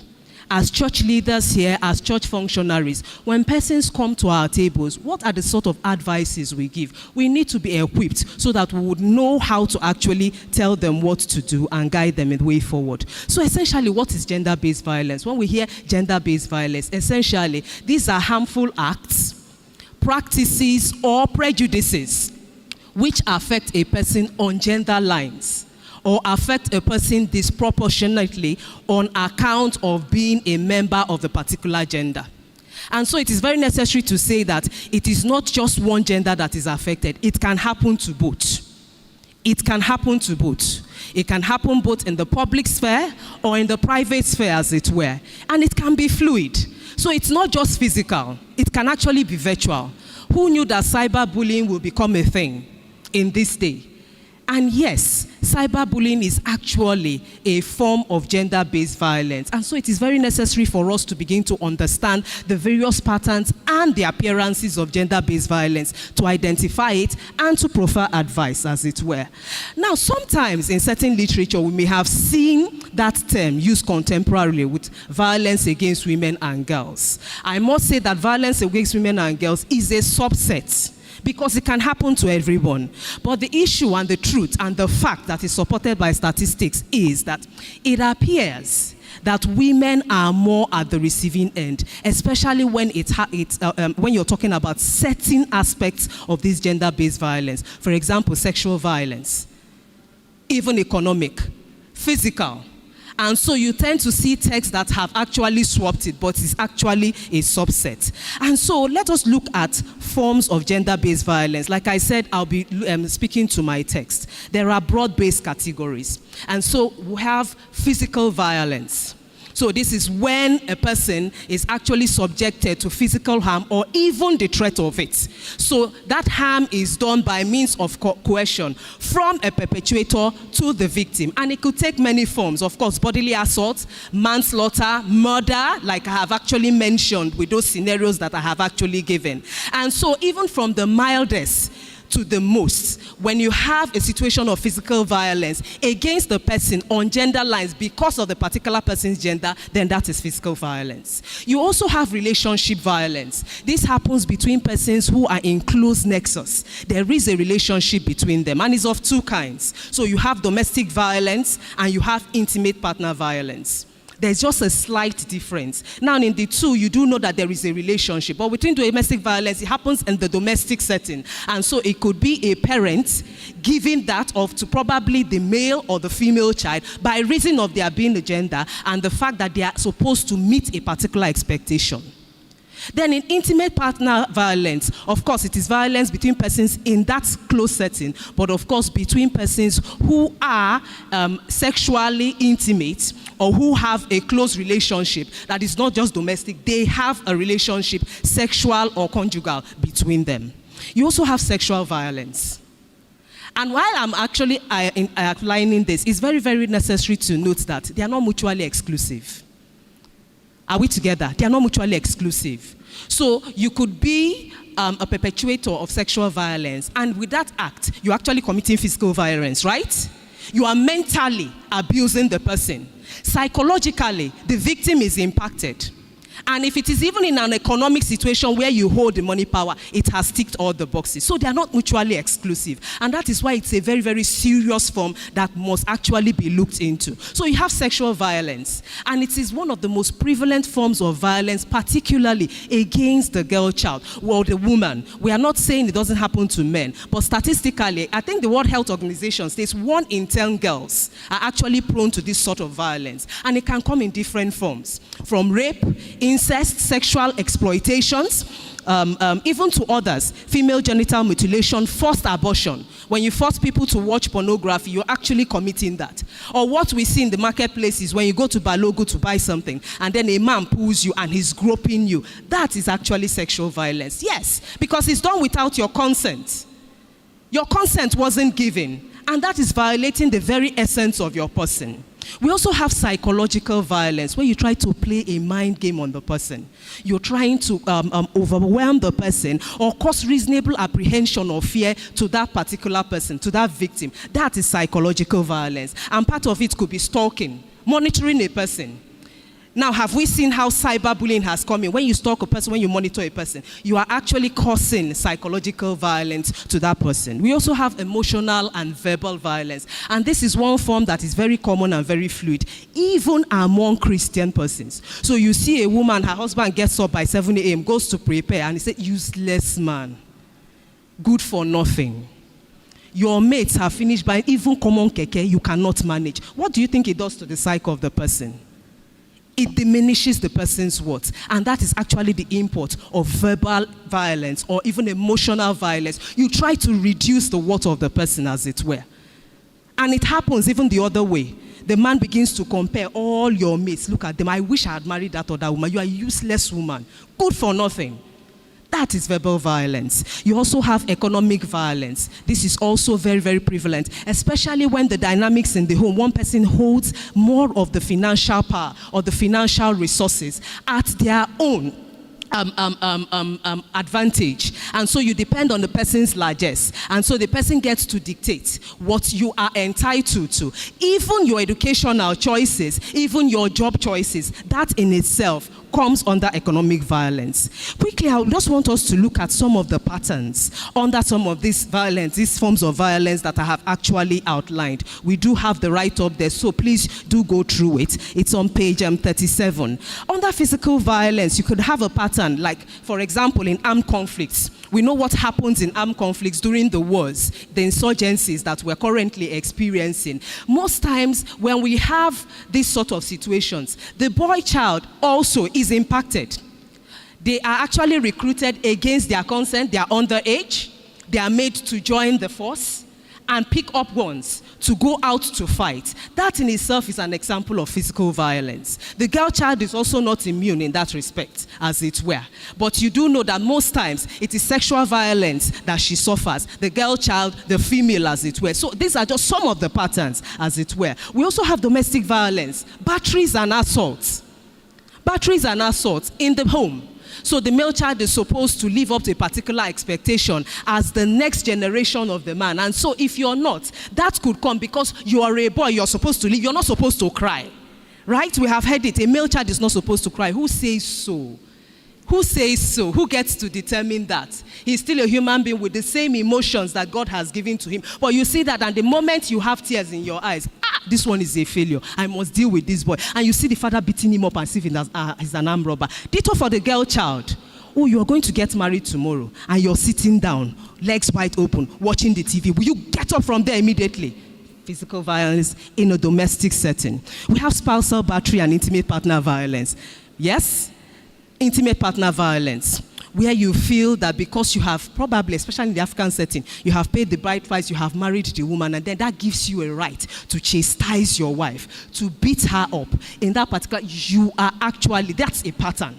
That's a pattern. And it could actually swing the other way. Those statistics has it that it is less reported probably. It is less even more, because it takes a lot for a man to come out to say, my wife slapped me and she continues to slap me. It takes a lot. How will fellow men look at you now? So you will pretend, but you know what you see at home. The moment you pass through the door, it's this whack across your head. Go and sit down. And you also sit down. Yes, ma. Gender side. gender side. Now, this is, of course, a murder which is committed along gender lines. You see some people, especially psychotic ones, serial killers, they just target the women. It is just the women. Or probably a man. We've had that sort of situation. And so for the male is androcide, and then for the women is femicide. Widowhood rights. And this is very pertinent, especially in the climate that we are in, widowhood rights. I am still to get a narrative that equals what widows go through for the widowers. She is denied of physical comfort, made to go through a lot of humiliating situations. Trial by ordeal, in some certain custom, to prove that you did not kill the husband that you lived with for 45 years, you must drink the water from his corpse. And of course you will fall sick and they'll say, hey, hand don't meet you. Of course you will fall sick. So these are some of the patterns that we must recognize. Sexual violence, of course, I have mentioned it, sexual abuse, and everything that comes under it. Forced marriage. Underage marriage, we see what is going on. The news was literally lit some time ago, recently, about the marriage, the Niger children. And then somehow the narrative has been that, well, they are of age. Was their consent actually gotten? Forced marriage, and it could happen either way, but most times it is perpetuated against the girl. Then levirate marriage is also a form of it. Your husband dies, and then you're expected to marry the brother, else you go away empty. We want to keep it in the family. We have instances like this. And other sorts, female genital mutilation, exceedingly odious practice, which is still practiced in certain parts of the country, even to this day, despite legislation outlawing it. We've talked about economic violence, financial intimidation, and of course, inheritance practices, psychological violence when there is cyberbullying because a person is a particular gender, or you start to post pictures, intimate pictures about the person to body shame or shame the person on that's a woman, look at the way she's looking. We do have legislative instruments, laws and conventions which outlaw this, and it's very, very necessary so that we know that these things are outlawed, they are crimes, they are not allowed. And we have a whole list of them. I'll please join us to look through them, a whole list of them, international conventions and national. Some of them are, in fact, for the first three, we have the United Nations Charter, Universal Declaration of Human Rights, the International Covenant on Human Rights, and then the African Charter on Human Rights. They're actually gender neutral. They apply to both genders. Essentially, all these laws state what? That all human beings are equal. They are the same. All our rights are expected to be inviolable. But most importantly, there is a law against discrimination. All persons are the same. And so your rights as a human being must be respected, irrespective of the gender that you belong to. I want us to quickly look at the religious perspective. Now, of course, with these laws, we know that there are legal perspectives from it. And they cut across very, very salient aspects of the law. International law. And so if there are international conventions, well, particularly if Nigeria has actually just ratified it, domesticated it, then a party can sue under it. We have human rights, the human rights approach. If a person's rights have been violated and then there is an abuse, an action can be founded on it. We have the criminal law perspective, and I did write that even in our criminal, this very, very disputed section of the criminal code, which contains two different punishments for the same offense for the different genders. And so we can even see that there is more to be done in that respect under the law to ensure that there is gender equality. And so I will enjoin us to quickly look at it. But I want us to go quickly to the religious aspect so that we can see the role of the church. We know that Nigeria is a secular state, but it's a religious entity. It's undeniable. And so religion in itself is a form of social control. It gets to tell us what to do right, how to refrain from what is profane or not. It actually guides the way we relate with people and even how we are expected to obey secular authorities as it were. But I also want us to look at the church. And the church stands at the forefront of the protection of the sanctity of human life. It stands at the forefront. That is what the church is for. The sanctity and the protection of human rights. And of course, it's principally governed by godly principles, which are deduced from the scripture. And a clear-cut example is Exodus 34:28. Commandment 5, which says, thou shalt not kill. So if you're not expected to kill, by extension, you're expected to respect the person and the dignity of the person. Nobody deserves to be treated like an animal. No matter the condition they find themselves, God chose the sex to apportion a person to. You are not the determinant of that. And so how has the church fared? Well, fairly well. Fairly well in this respect.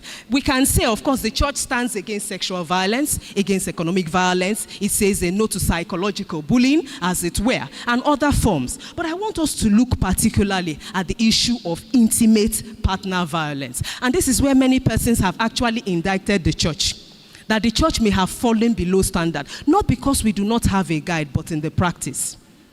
Has the church actually put itself on the same pedestal that traditional authorities have put themselves to say a woman is subjugated to a man, that there is no superiority? And we've actually heard those narratives come. I know I belong to a group where there was a discussion, and this was even by a woman who says that women and men are not the same. They are not equal. That is the way God designed it to. And I'm hoping in the question and answer segment, we will be able to robustly engage. Is that true? Let's look at some scriptures. Genesis 1:27. So God created man in his own image. In the image of God, he created him, male and female, he created them. If that one is not convincing enough, Galatians 3:28. There is neither Jew nor Greek, neither slave nor freeborn, there is neither male or female, for you are all one in Christ. And so this is the point I come to, and this is where the church has been indicted, particularly in the issue of marriage and how conflicts are handled between the genders. What is the advice that is being given to persons who are abused in intimate partner violence situations? Stay there. God is in control. Be patient. That is the default counsel. Have you actually treated it practically? Go to that fridge, open it. You see that ever bottle? Open it. Open your mouth. Pour the contents there. Close your mouth. Stay there. If you go and wake your grandmother that died 28 years ago, she will tell you what she saw in marriage. But there is an issue. Now, of course, the church, or we're not saying that immediately tell persons, oh, seek the dissolution route. But there is something to be said for that. And that is why the church has been indicted more or less as being contributory to this issue of intimate partner violence. And guess the persons the hands fall to? The church functionaries. Our fathers in the Lord, our mothers in the Lord, everyone who has charge over someone in the church. And so this is a very good forum for us to begin to address this particular issue. Noting that marriage and family life feature very, very important, especially in our Christian journey and biblical discourses. So it's a very, very important one. And like I said, I'm hoping we will engage purposefully in the question and answer series. And then there are some posers I raised. What is the cost of keeping the vow? For better, for worse. What is the cost of keeping the vow? Does the marital union take preeminence over the well-being of the parties to the union? Now, let's place it side by side. Which is more important, the parties or the marital union? One gave effect to the other. What is the sort of advice you would give in that sort of particular situation, especially when it is continuing and there seems to be no hope in sight? Are separation and divorce still the undeniable taboo twins in religious counseling? So before you come to the table, listen to me. You cannot go anywhere. You are in it, you die there. And you know that there is something wrong. Is it actually wrong to say you may need to give each other some time apart so that you can address the fundamental issues? It's an uncomfortable question. But I think we need to engage proactively here because these things are happening. When you go to court, and I'm sure my learned silk is here, before the high courts, most of the marriages that come there are Christian, or rather not marriages under the act, contracted by Christians. The statistics are alarming. I remember as a mediator, and in fact, this is what comes to my table most of the time, but this one particularly stood out. This lady looked me in the eyes with tears and told me, "Ma, if you love me, don't reconcile me to my husband. I will die. If you love me, do not reconcile me to my husband. I will die." In such a situation, how do we handle it? The place of default counsel and practical advice, such as is found in the book of James 2:15. If we look at that, that is the advice, the counsel that was given. If someone is destitute or hungry, and you say, "Go, be blessed," without doing anything about it, is your Christianity practical? And so, what is the place of our default counsel? Yes, continue. God will provide. Keep praying, it will change. And practical advice, calling both parties, getting to the roots of the issues that bring about intimate partner violence, and advising them and taking action where you need to, including legal redress. How have we handled or how have we fared in this particular respect? The proper clarification of the concept of submission. Women, what is the proper clarification of the concept of submission? In all the texts, or most of the texts, this has been a noteworthy point and a very controversial one. What does submission mean? Is it slavishness? Is it slavery? Is it bondage? Are you not free to talk? Now, this is no feminist agenda. But that is what actually comes to the fore. And this is one of the grounds where the church has been indicted. Now and again, on the place of authority. Having established with scriptures that male and female are equal, there is a place of authority. Founded authority. And so how is authority and submission placed side by side to bring about proper cohesion in the family setting? It is very necessary for us to look at that.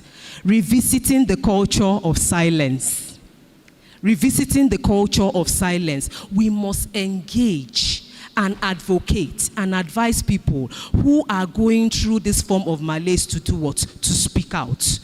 Stop keeping it inside. A lot of people lose it at the point where it is almost irredeemable.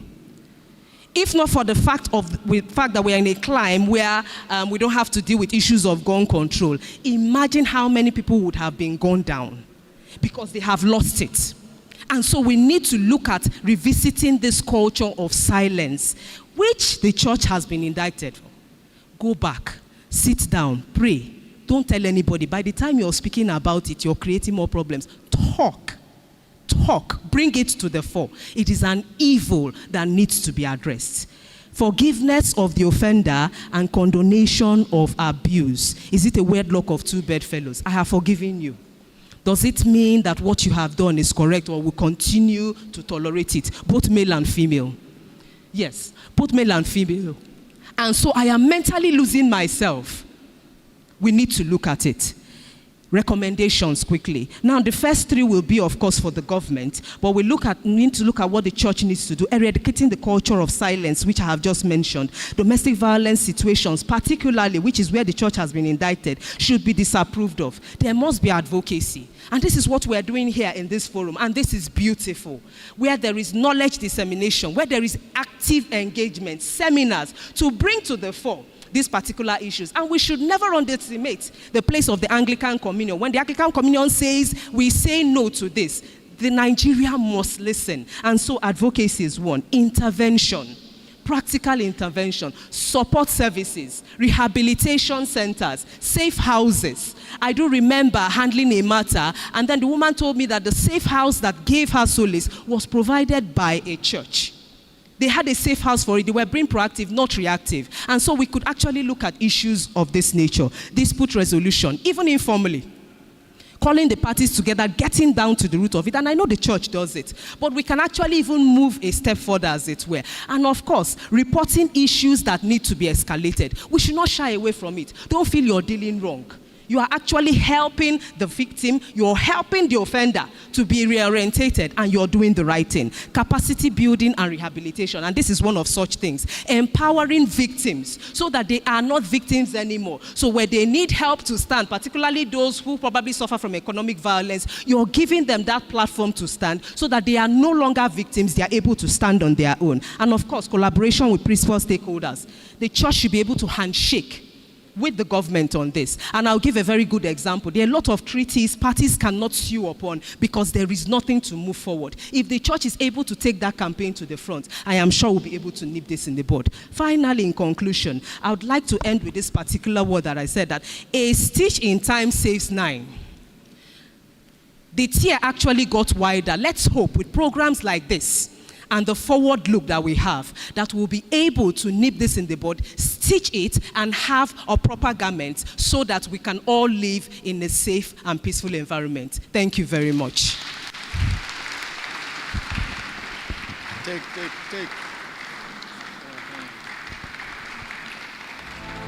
Yes.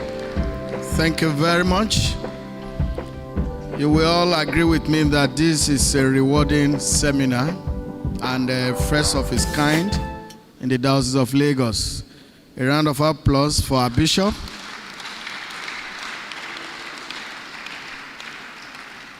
Yes,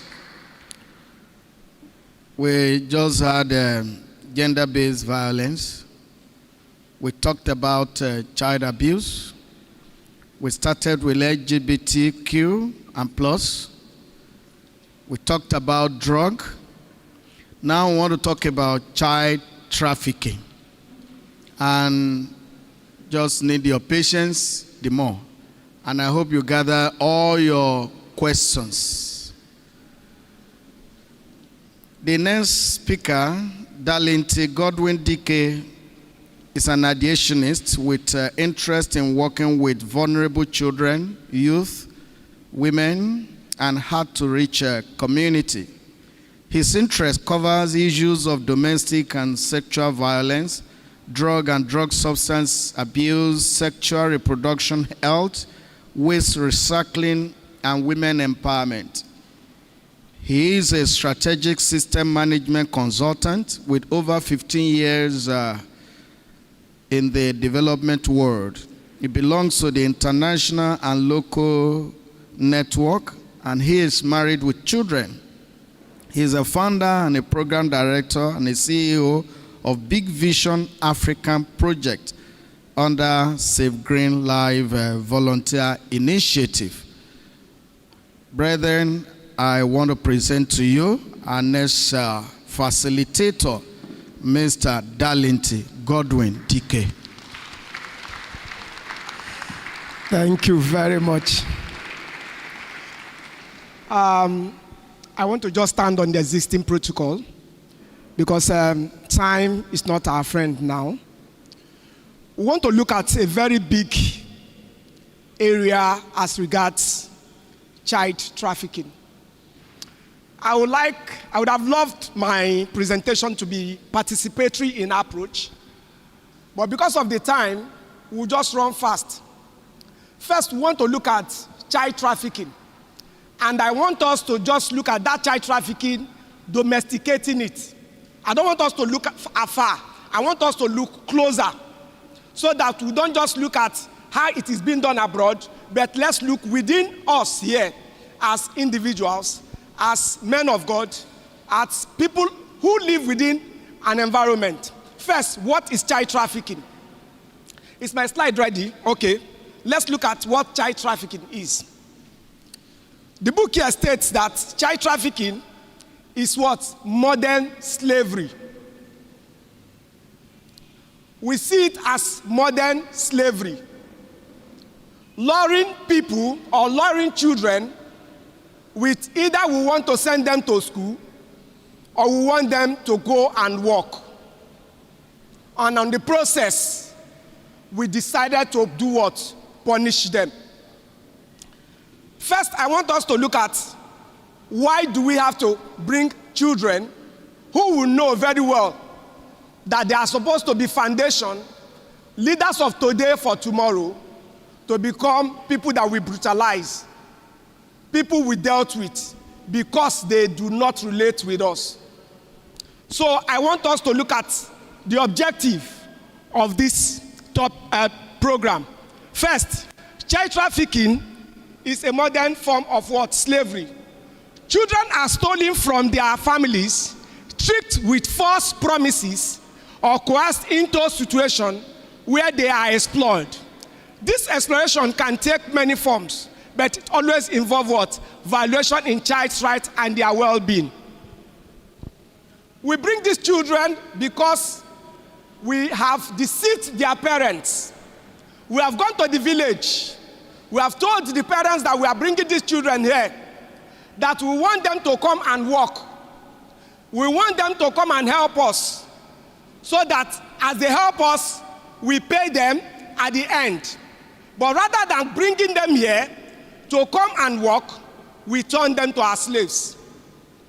For example, when you come into the church, you find husband and wife coming with their children. The next thing you will see is another person. either a boy or a girl, carrying a baby. And what happens? If you see the mother of those children, they dress very well. You see the father dress very well. You see the children of that parent dress very well, or those couples dress very well. But what do you see on that particular thing? You will see that there is a difference between that child and the children of that particular couple. It's not far-fetched. That is what? The slavery of that particular person that they have brought on board. The next thing you see is that you see scar all over because they want to differentiate that child from their own children. The next thing, if that child is to sit with them, the first thing they will tell that child is to do you know who you are sitting with? Please go to the back. From there, as a person, you notice that something is wrong. Let's go to the next slide. What will it tell us? Here is telling us what? Note, the numbers are staggering, because if you want to get to know the estimate number of children that are what? Enslaved yearly, you find out that the numbers are not thin. But estimate of how many children? 1.2 million children are trafficked globally every year. We are talking about globally. If you go to the north, for instance, some of the children taken from here are taken from here to the north. From the north, they send them to Sahara Desert, where they move to where? Libya. Or they move to what? Niger Republic. On that transit, these children are doing what? Abused. We have a particular research we did where we need to find out how are these children trafficked. We found out that by the time they get to a particular zone, either they get to Zamfara, or they get to Kaduna, or they get to Gombe, the next thing they tell them, prepared, you are moving to the what? The next sojourn. And they put them in an, what is it called? This lost truck. And they put them at the back. And they give each and every one of them one bottle water and say, get ready, we are moving. As they move at that Sahara Desert, if any of you fall out, that is the end. By the time they get to that particular spot, before they move them either to Spain or to Italy, most of them would have been abused. Not just abused, some of them are sexually abused, some of them are brutalized, that by the time they get to their destination, either Italy or Spain, they are gone. By the time they start sin, and that is why you find out that during Obasanjo time, most of them were what? Repatriated from where? Libya. How did they get to Libya? That is globally. A bimp comes to you and say, I want to take your child from Ebonyi, for instance, down to Lagos. That bimp will tell you that I am bringing this child to come and do what? Work. By the time the child will get to Lagos, he comes at night. The cabals don't allow you come in the afternoon because they don't want you to know the environment where you are going to. And some of us will demand that we need an house help. We pay an agent. Where is that child coming from? We do not know. We collect a child from an agent. We pay. That is what? Slavery of its kind, because we are paying in what? Exchange. And by the time we bring the next, we say, I pay well. If you mess up, from that time, Kong starts. But what you are doing to this child, will you do it to your own children? No. So you find out that the way it happens there, where they are abused sexually, by the time you bring it to your own home, you find out that what? It's a different ball game. And that is why we are not just going to be looking at only globally, we are also going to be looking at domesticating it.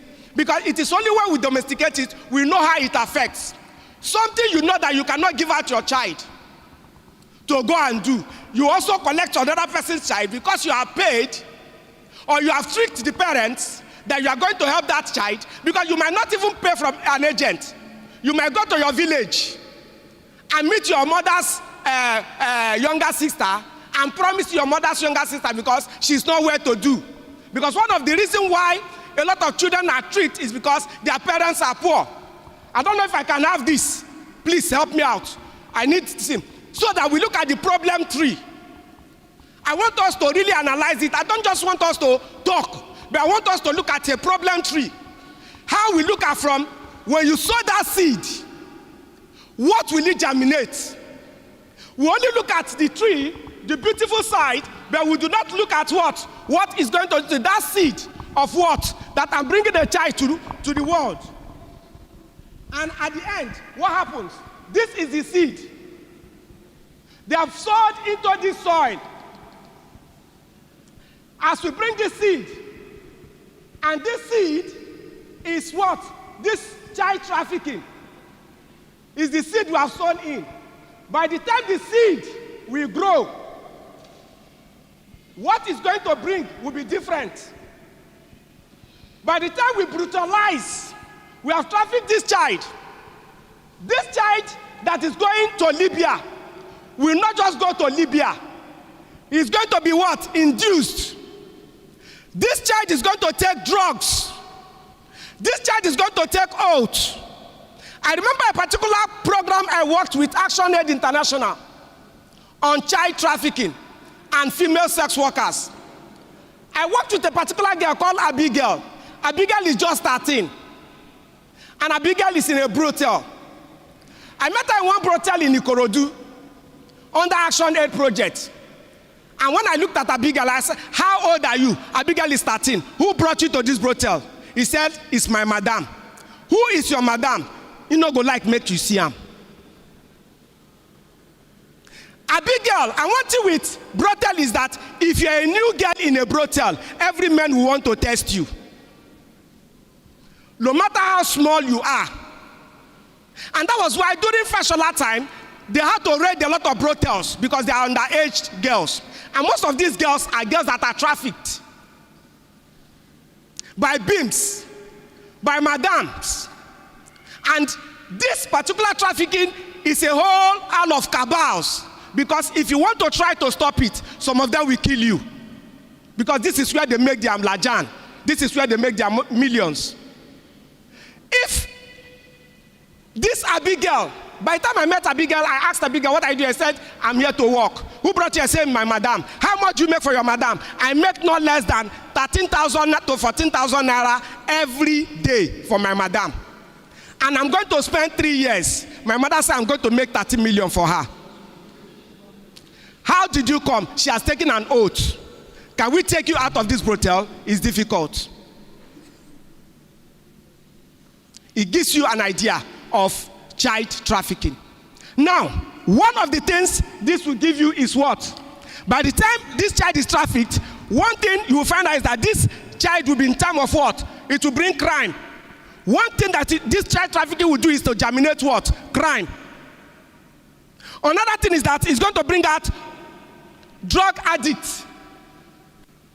It's going to bring out prostitute. It's going to bring out somebody who brutalized the wife or the husband. Let's not just look that it is only men that brutalize women. There are women too that brutalize men. Because if a girl passes through this and she gets married, what will happen? She becomes a lion. Because the next thing will tell you, what my eye never see.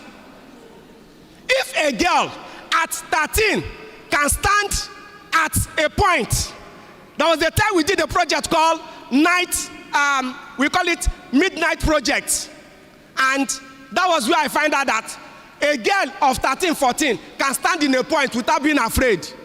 Go and tell a man by 1 a.m., you go and stand in a point along this road 1 a.m.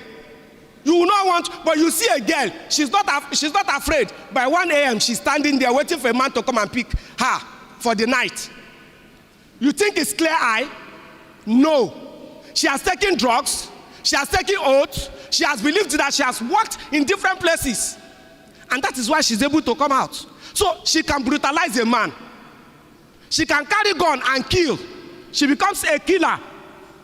This is what child trafficking can germinate.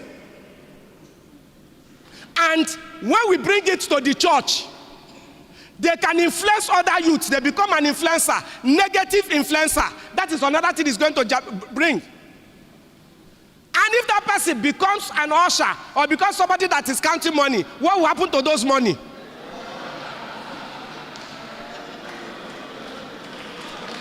It becomes an issue. That means that every Sunday, you will have a bank outside the bank. That is child trafficking.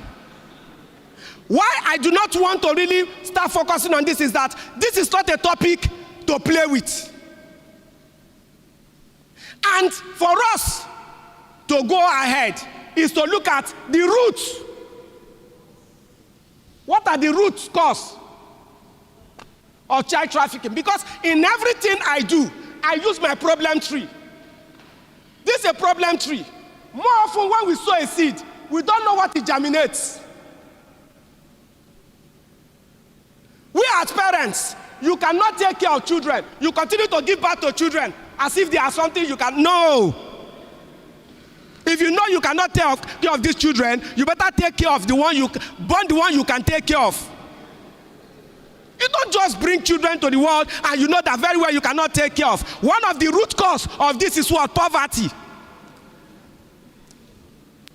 Poverty is one of the root cause that you are sowed as a seed. By the time it's germinating, armed robber, drug addiction, sin, Yahoo boys everywhere. Because we have to think. Another thing that is bringing on board is what? What is the root cause?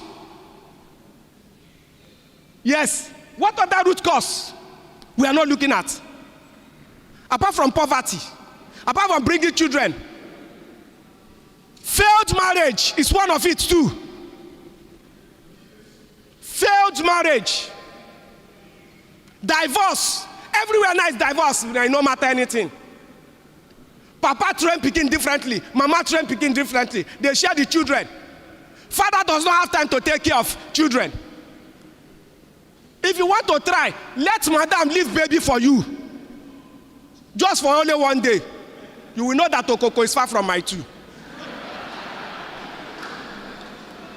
You see, these are things that we have not looked at. It's a different ball game. So failed marriage is one of the root cause. Lack of information is also another way. Women are not allowed to be informed. And it's a strategy by most of women. We must allow women to be informed, to have information. How many women read newspaper? How many women listen to news? How many women have time? But what we do as men, madam, my food don't dey ready. How many times do you share information that happens in Gaza? How many times information is power, and that is lack of information is one of the things that we are missing out. Another thing we have missed out is that we only heal the physical, but we fail to heal the spiritual and the internal. Somebody is being brutalized. Somebody is being raped. We take the person to the hospital. We treat only the physical, but who heals the heart? In church, how many churches, how many of us have counselors that are trained, that can do psychosocial support? Your wife beat you. Don't be annoyed now. Just sit down. Just forgive her. No, because see, forgive her. And the man will just say, thank you. The man will go. Psychologically, has that man been healed? No. Because he's afraid of going back so that the woman will not beat him again. I have seen it while we are growing up. Mama Augustine was beating Papa Augustine always. It's not while I was growing up, where at the time my father said, I will go and challenge this woman. This thing is too much. The woman will beat this man. And so that strength. Not that the man don't want to, the man cannot, but the man looked at him, he's a woman, why will I touch the woman? But the woman will take advantage and start beating this man. Is that man healed? The man find it difficult to come back home. So, child trafficking has gone beyond what we are looking at. So what can the church do? First is to identify you must first identify. And how do you identify? You will see the children, they are always on their own. You will see bruises on them. You will see them not speaking out. You will see them by their dressing. What do we do as a church? The first thing the church is doing is what we have started now. And we must cascade it, not just starting and not taking affirmative action. While we talk, we take affirmative action. And what is the affirmative action? Put this as a project.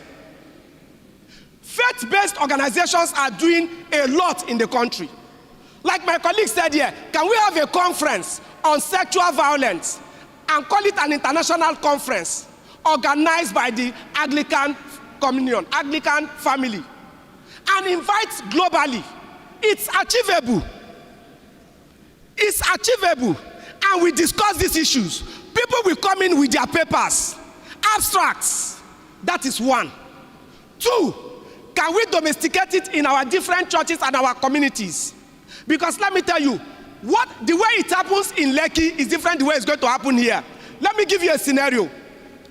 If you look between Lekki down to Majek, for instance, you will find out that a lot of house help are living with people.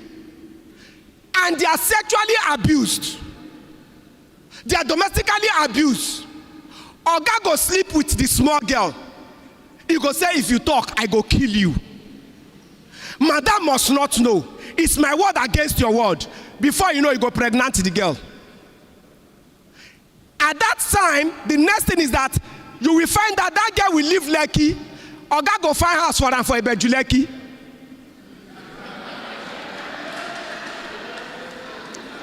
But please, it's not a joke.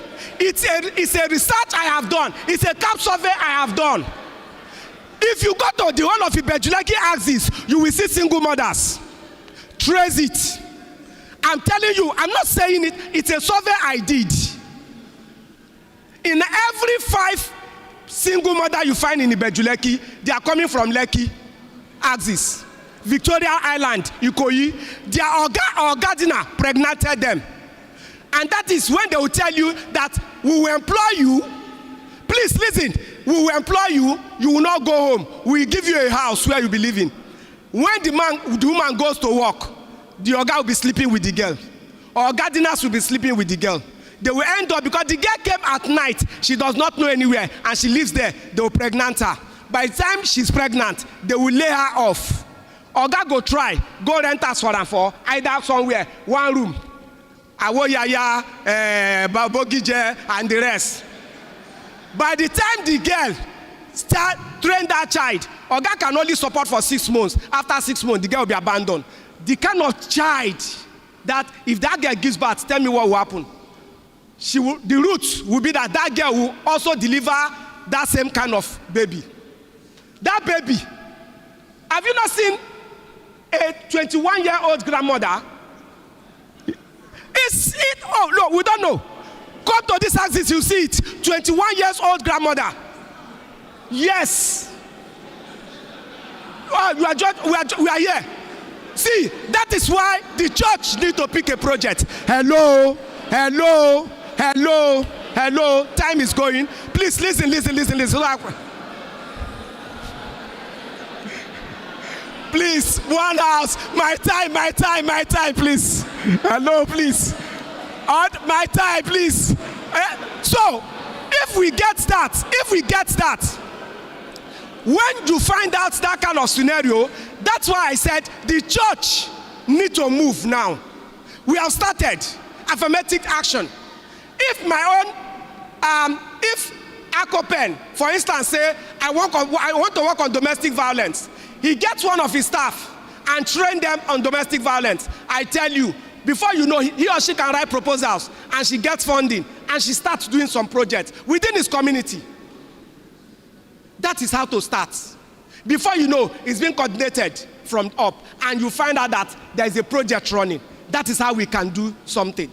When we preach at the pulpit, let's allow, and that's why I love one of my respected father here. I'm happy that he's here, Dr. Venerable Fashaki. Once every month, he gives us chance to talk on issues. He gives us chance, irrespective, he knows your area of specialization, he says, come and talk. And that is what we will treat it, we will dissect it, question and answer, and we'll come out with solutions. That's what the church should be looking at. Because that denial, yes, we are the church, this, that, it cannot happen. It happens, so. It happens.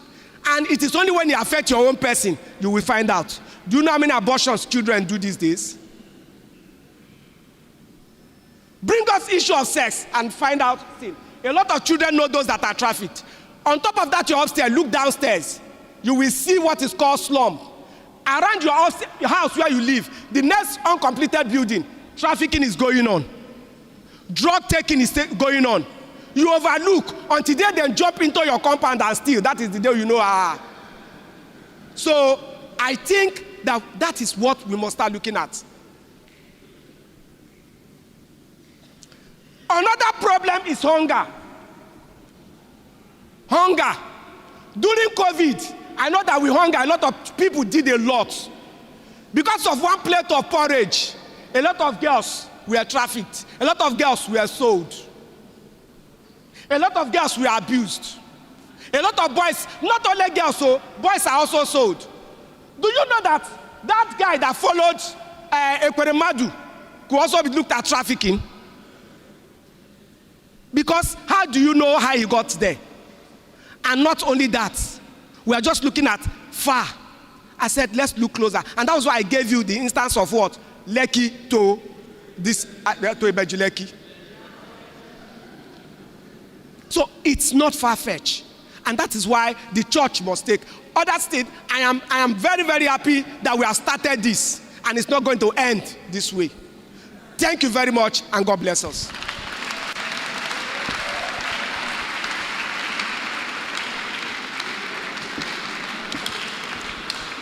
Please jam your hands together very well. Jam your hands together very well. Jam your hands together very well. Oluwa. Yes. And thank God for the wisdom of placing the speakers.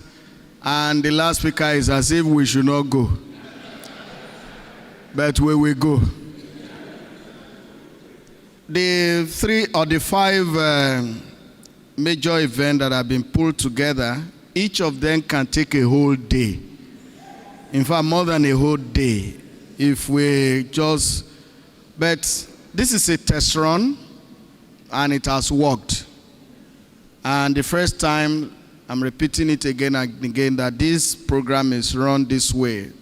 A round of applause for their bishop. Are you not clapping? If Bishop is here, you will clap. See somebody like this. If Bishop is here, you will clap. All right, I can see. Praise the Lord.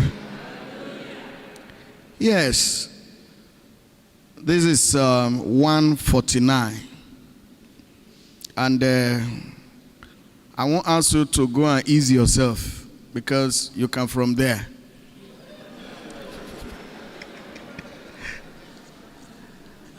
I know we have put up our questions. Venerable Fashaki, please come to the front.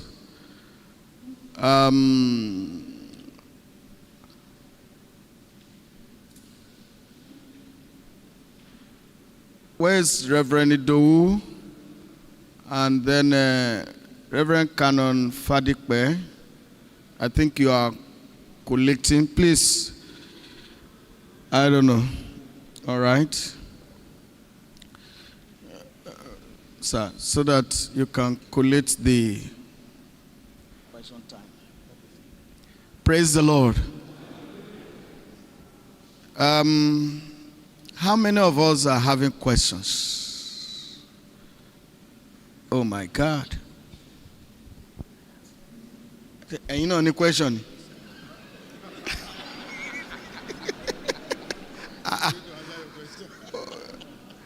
Who healed the healer? All right, please, if you have a question, just lift your hand so that we will just...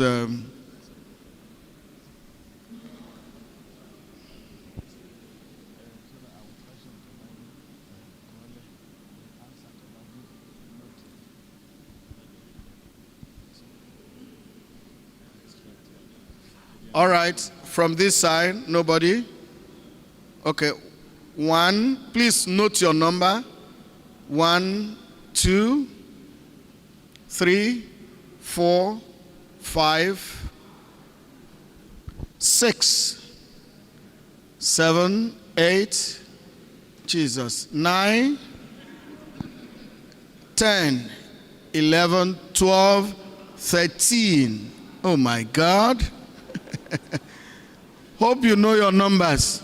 And please, 14. Who heals the healer? So, please, let's know who your question is directed to, and that will make it fine. And just come forward to take microphone, mention your name, your church, for documentation reason, your name, your church, and the role you are playing in your church, whether you are fighting these battles or not. Then we will know if we will answer your question. Just your name, please, and your church. Come forward, number 1.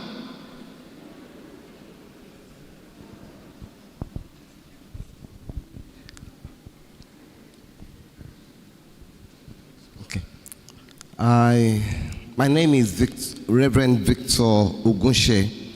I have 2 questions, one for the commander and the other one for Mrs. Helene Oladele.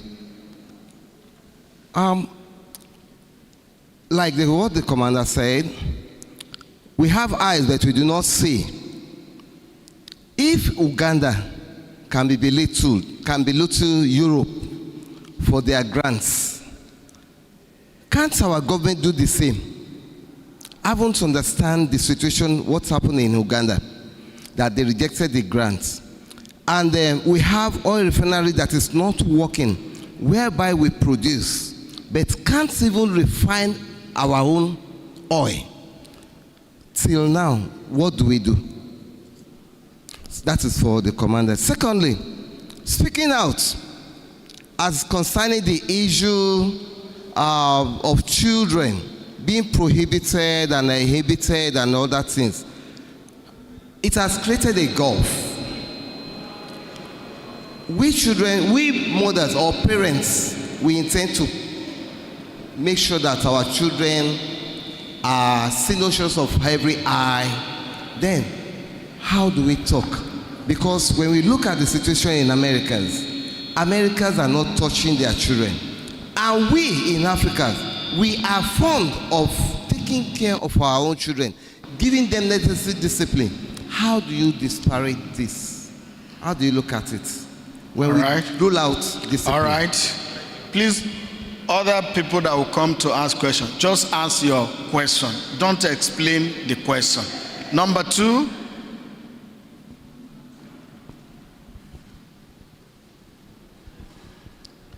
Your name and direct your question to any of the panelists. Good afternoon, everyone. My name is Ms. Abosede Ajayi Roslyn from St. James Anglican Church, Aweyaya. I'm clergy wife. My question goes to Mrs. Oladelema. Please, ma, for somebody that, a woman that is suffering on domestic violence and refuses to speak out and is suffering for it bitterly, what can we do? Number 2, you talk, Daddy, you talk about, no, Mommy Oladele, sorry. You talk about a parent that used to ash on children. Yes, it happened to me and somebody around me. It happened to me, I made correction. But what can we do for the children we are talking to on a same thing, correcting them on same thing that refuse to act on it? All right. Number 3. Number 3.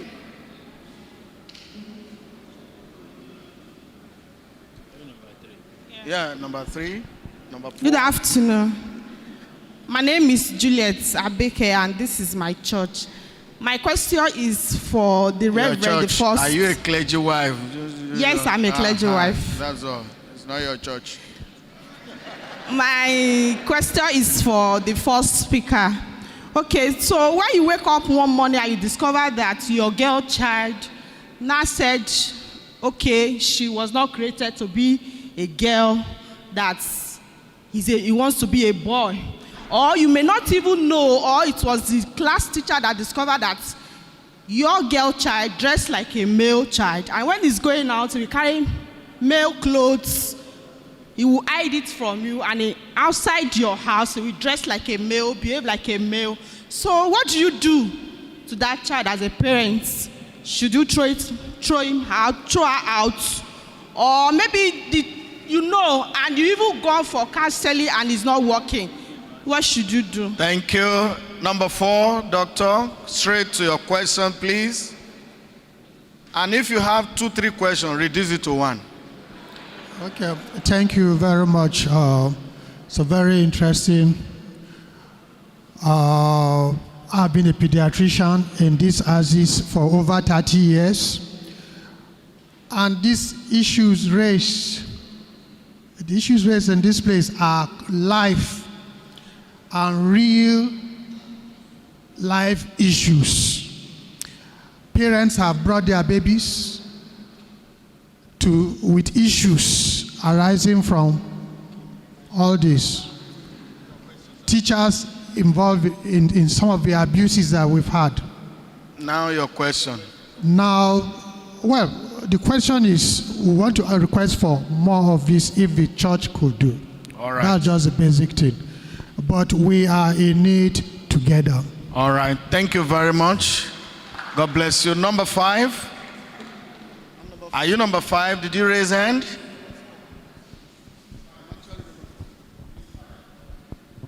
Praise God. Hallelujah. Yeah, thank you very much. I wish youths are actually here because 60% are Christian. My name is Oguni Ishei. I'm from Peninsula.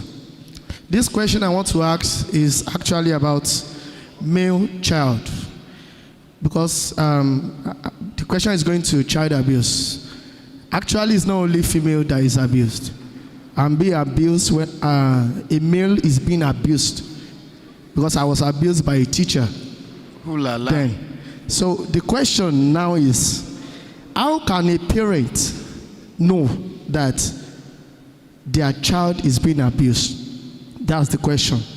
And number 2 is going to Son, sir. Son, the question is, you said Zimbabwe, Uganda, and some other countries they ban this LGBT issue that is going on. What is the role of the lawyers or the church? Are we afraid of the grants that we are receiving from abroad, that we can amend the Constitution, the 1999 Constitution, that this is what we want, we don't want this as a country? Why is Uganda implementing and Nigeria is not implementing it? Thank you very much.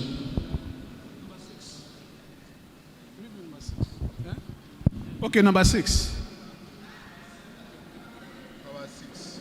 To Mrs. Oladele, spare the rod and spoil the child. If you don't bagbad this child, I'm sure they bagbad you, that's why you are like that. So how do you not bagbad a child and expect him to be good? If you don't pamper a child, spoil the child, and spare the rod and spoil the child. How do we pamper a child? Thank you, sir. My Please hold it, hold it. It's not a question, it's an advice for the training people. He said, Venerable Mason said it was a rewarding seminar. It's actually a rewarding seminar. Because from where I was seated, I have been into all the groups.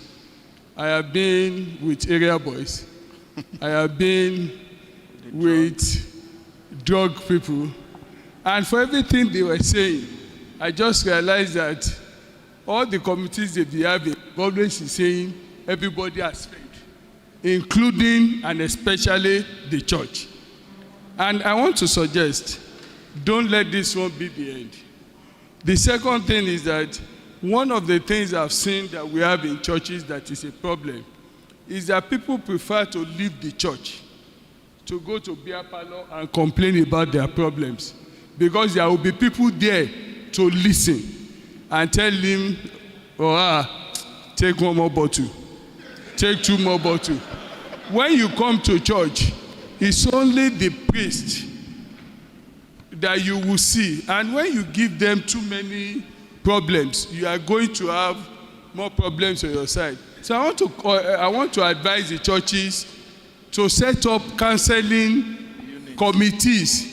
These counseling committees, please make sure that the members are not the talkative ones, not the ones that they will go behind and say, that woman told me that the child. After some time, people will be used to it and they will prefer more to come to the church to find solutions to their problems. Thank you, sir. Thank you. Number 8, Abi. Don't worry. Number 8. My name is Mrs. Margaret Idowu from Church of Ascension. I'm a laity. My question goes to the commander. When he was telling us, he said there are jail times for, violations, different violations of selling all these bad things that children are taking, or even adults. And I still see that there are some women that sell all these colos or colorados. They're all over like pure water. If they are being if these jail terms are really, really on, how do we get them, how do we get them to prison? Because it's still as if there's nothing being done about it. That's why we have many of them. That's my question. All right. Number 8, 8.5. Good day, sirs. Good day, ma'am. My name is Kazim Sunday from St. Paul Anglican Church, Mosheyo, Itiokun, Hashdikere. My first question goes to Mrs. Oladele. The Bible says, do not hold back discipline from the child. Although you strike him with a rod, he will not die. And you do mention that, abusing children require you beating the child and all sorts. Now, taking away beating as form of discipline to children, is it proper? Because even now, taking out this beating as form of discipline, now even give many children the guts to do all sorts of bad things, to engage in all this without fears. And my second question to San and Commander and everyone here, if other countries can follow their own constitution, why is Nigeria made it difficult to follow a constitution? Our constitution say, we are not doing this. Like, for example, we see Bobrisky and all sorts doing in gay, and our Nigeria government are not doing anything. Why? All right. Thank you. Next, number 9. Please, the next person to be on cue. Reverend Raphael Okoro, All Saints Ekpe. 2 questions. Reduce it to 1. Blend it to 1. His teaching time saves 9 on gender-based violence. I have someone who says the wife always threaten him. One day I will kill myself. Jesus. And on 2 occasions, she will hold knife. Another occasion, she held rope. How do you handle that? Second question. A marriage that is not up to a year is breaking as we are talking. How can the church intervene? We have tried intervening. Thank you. How can church intervene? Yes. Next. My name is Joe Divine. I am a student from... Your name is what? Joe Divine. Joel Divine. I am a student from Archbishop Abiodun Adetile Comprehensive College, Igboye Ekpe. I am a student from Archbishop Abiodun Adetunle Comprehensive College, Ekpe. I thank the organizers for giving me this privilege to ask my question, and I especially direct my question to the facilitator on the topic human trafficking. My topic is, what if a... Your question. My question is, what if a... Hold it, please. My question is, what if a parent of a child knows that the child was to be trafficked, but the parents still allow the child to be trafficked because of the money that was to be rendered to the parents? Is that also human trafficking? Thank you. That is purposive trafficking. Yes, hold it, it's okay. My name is Olakunle Oluwatoyin from St. David Anglican Church. I have two questions. Which of David? St. David Anglican Church, Wakete. I have two questions. The first one is to Comrade Olayinka. My question is, in a situation whereby you have a neighbor who takes drugs constantly, and each time he takes the drugs, the whole environment is affected by it, what can one do in such situations? And the second question is to this mommy. Who is this mommy? Sorry, the mommy. Barrister Ikweme. Yes. Okay. Yes. In a situation whereby I have a niece who I know things she's doing is very, very wrong, but she opens up to me in every situation. But my brother is a harsh type of person. I grew up with him. So, and the girl keeps telling me if I tell the parents, she won't tell me anything again. And I tried all my possible best to correct her, but she's not changing. What can I do in such situation? Thank you. Next. Number 11. I am the Jibamikia, the Vicar Akodip. Two people have taken the first question I want to ask Mrs. Ellen, but I would like her to think along Proverbs 22:15 when you want to answer. It says, foolishness is bound in the heart of a child, but the rod of correction shall drive it away far from him. Then my second question goes to Barrister Ikweme on gender equality. I don't know what you would like to make of 1 Corinthians 11:3. That says, a part of it says, and the head of the woman is the man. Then in Ephesians 5:23a, which says, for the husband is the head of the wife. And finally, I do know that we are not Americans.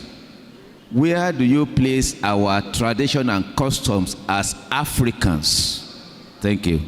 All right, next, number 13, and the last number. Thank you very much, all our keynote speakers. My name is Adetola Edokpai from St. Peter's Anglican Church, Ikota. I'm a laity. My question goes to the Honorable Sansa, and it goes thus. How does the church bring back those in faith that find themselves in this category? How does the church bring back those in faith, as in people of the church that find themselves in the LGBTQ category? How do we bring them back? Then the second question is to the commander. Sir, we keep saying drug is bad, but people get high every day. Why? They get high, they keep going into it. Thank you. All right, thank you very much. I hope you have all articulated your question, and some of those questions may align. So just put them together, especially for Auntie Ellen.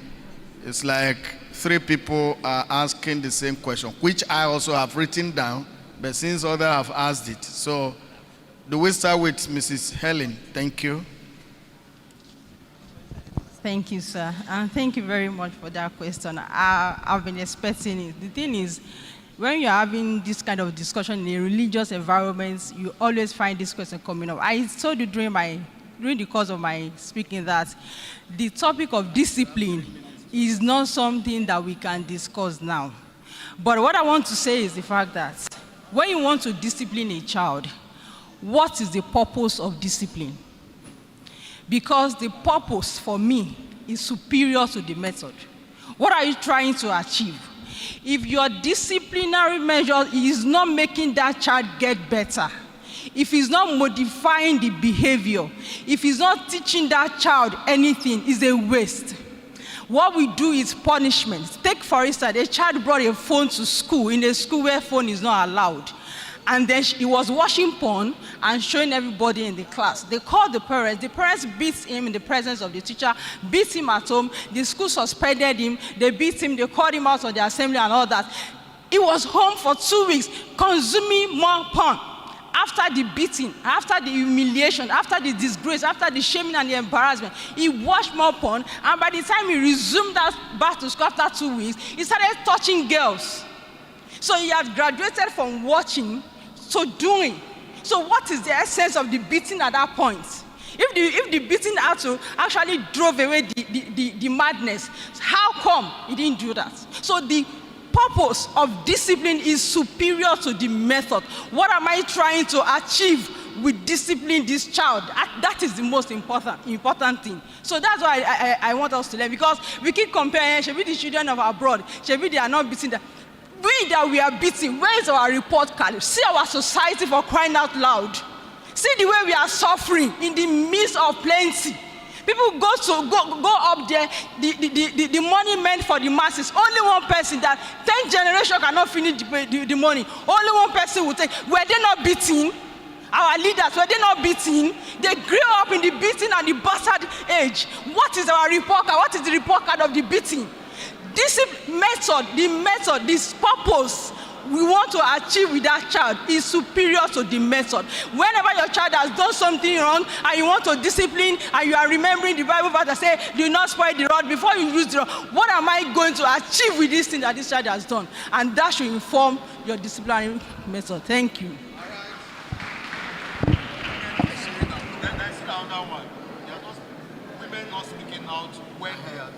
Yes, about women not speaking out. For women not speaking out when they are being abused, women in marriage, I think it's for the gender violence women. Yeah. All right, no wala. We can't take two women at the same time. So about child trafficking, please, we have less than 3 minutes for each of you. Okay, thank you very much, this young person. I'm very, very happy. A lot of parents, I must tell you, a lot of parents, I don't want to be specific in a particular state. They know that their daughters are going to Italy to go and do one particular work. They will sell land and send their child. They are aware. But why is that? That's why I did a program 3. Hunger, food. You know, these are reasons why they do that. But by law, it's child trafficking. The mother or the father is aware that my child is going to do child trafficking because he or she is hungry, or he or she wants to drive big car, or she wants to live in a mansion. Yes, she is aware. But by law, it's a criminal act. And if he's been arrested by NAPTIP, he or she will go in for that. So whether she's aware or not, it's against the law. So it's child trafficking. So I want to tell you that it's against the law. Thank you. Thank you. The son, sir. Thank you.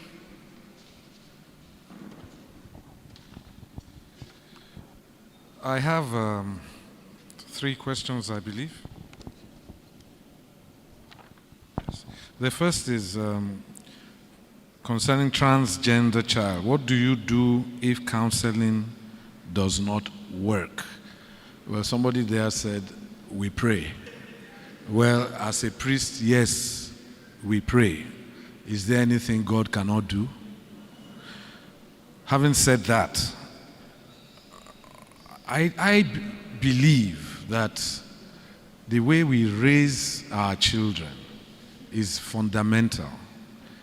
If you notice maybe a child is a bit effeminate, sometimes you find a boy who behaves like a girl sometimes.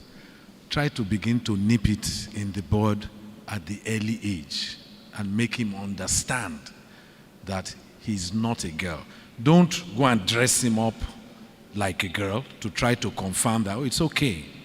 If you tell him it's okay, then he will carry on like that. You must point out to him or her that it is wrong. The moment you begin to try to imbibe in the child what is right, he will learn from it. This is my belief. God will help us, because some children can be stubborn. Can we amend the Constitution to ban LGBTQ? Some countries have taken firm steps. How about Nigeria? Well, like I said, the main problem is the issue of fundamental human rights. If you remove human rights, then in fact you won't even have democracy.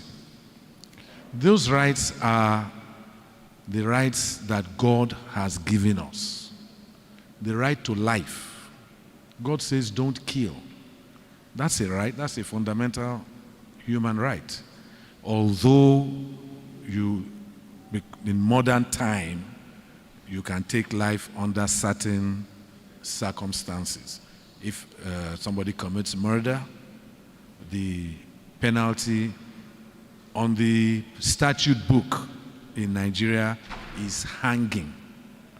If you commit murder, it is hanging by the neck.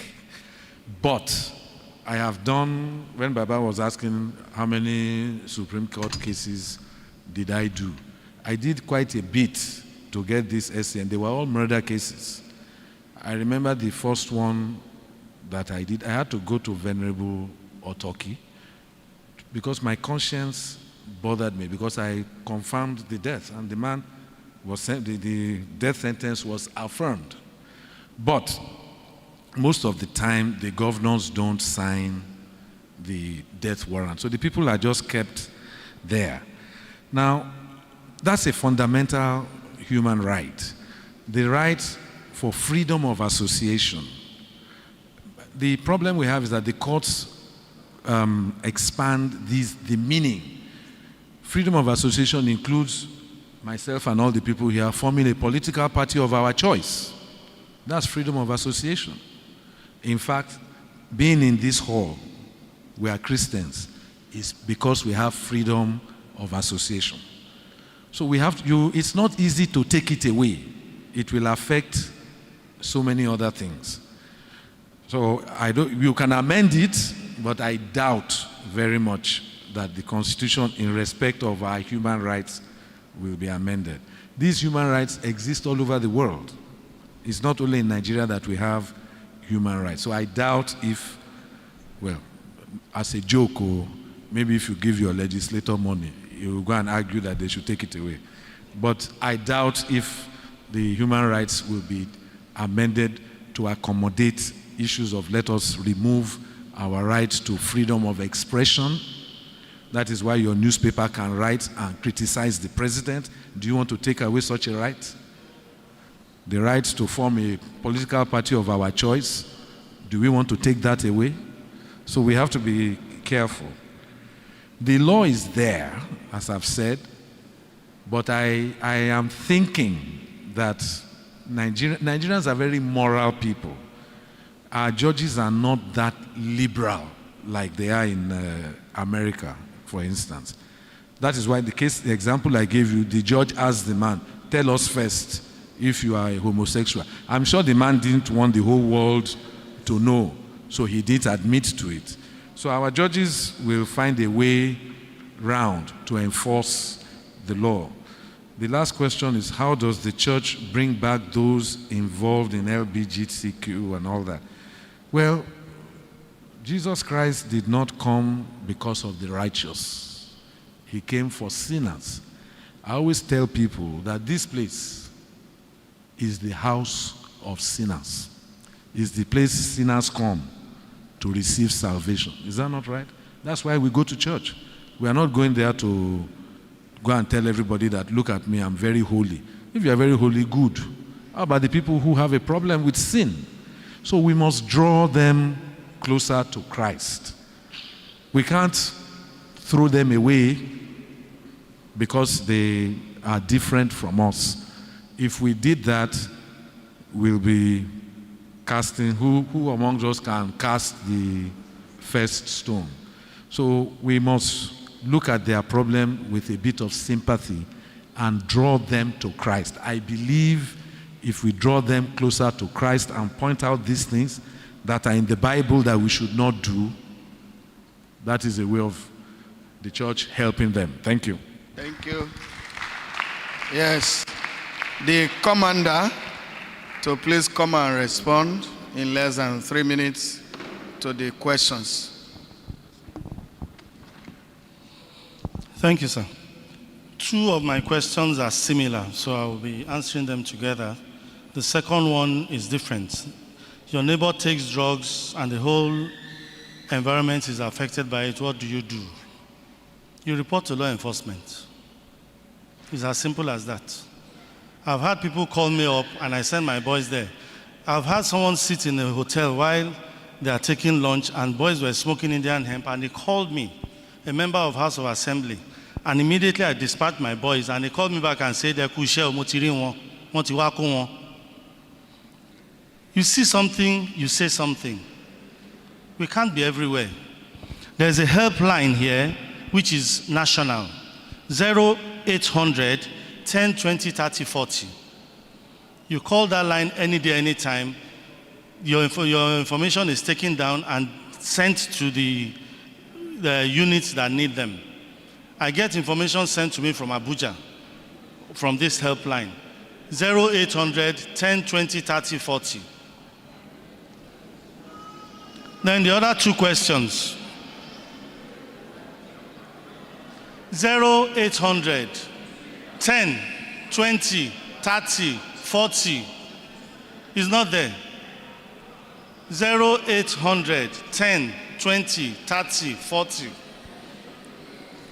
The first question says, if jail times are real, that's how I recount it, why is drug all over the place? The jail time I read out to you are the things we have in our books.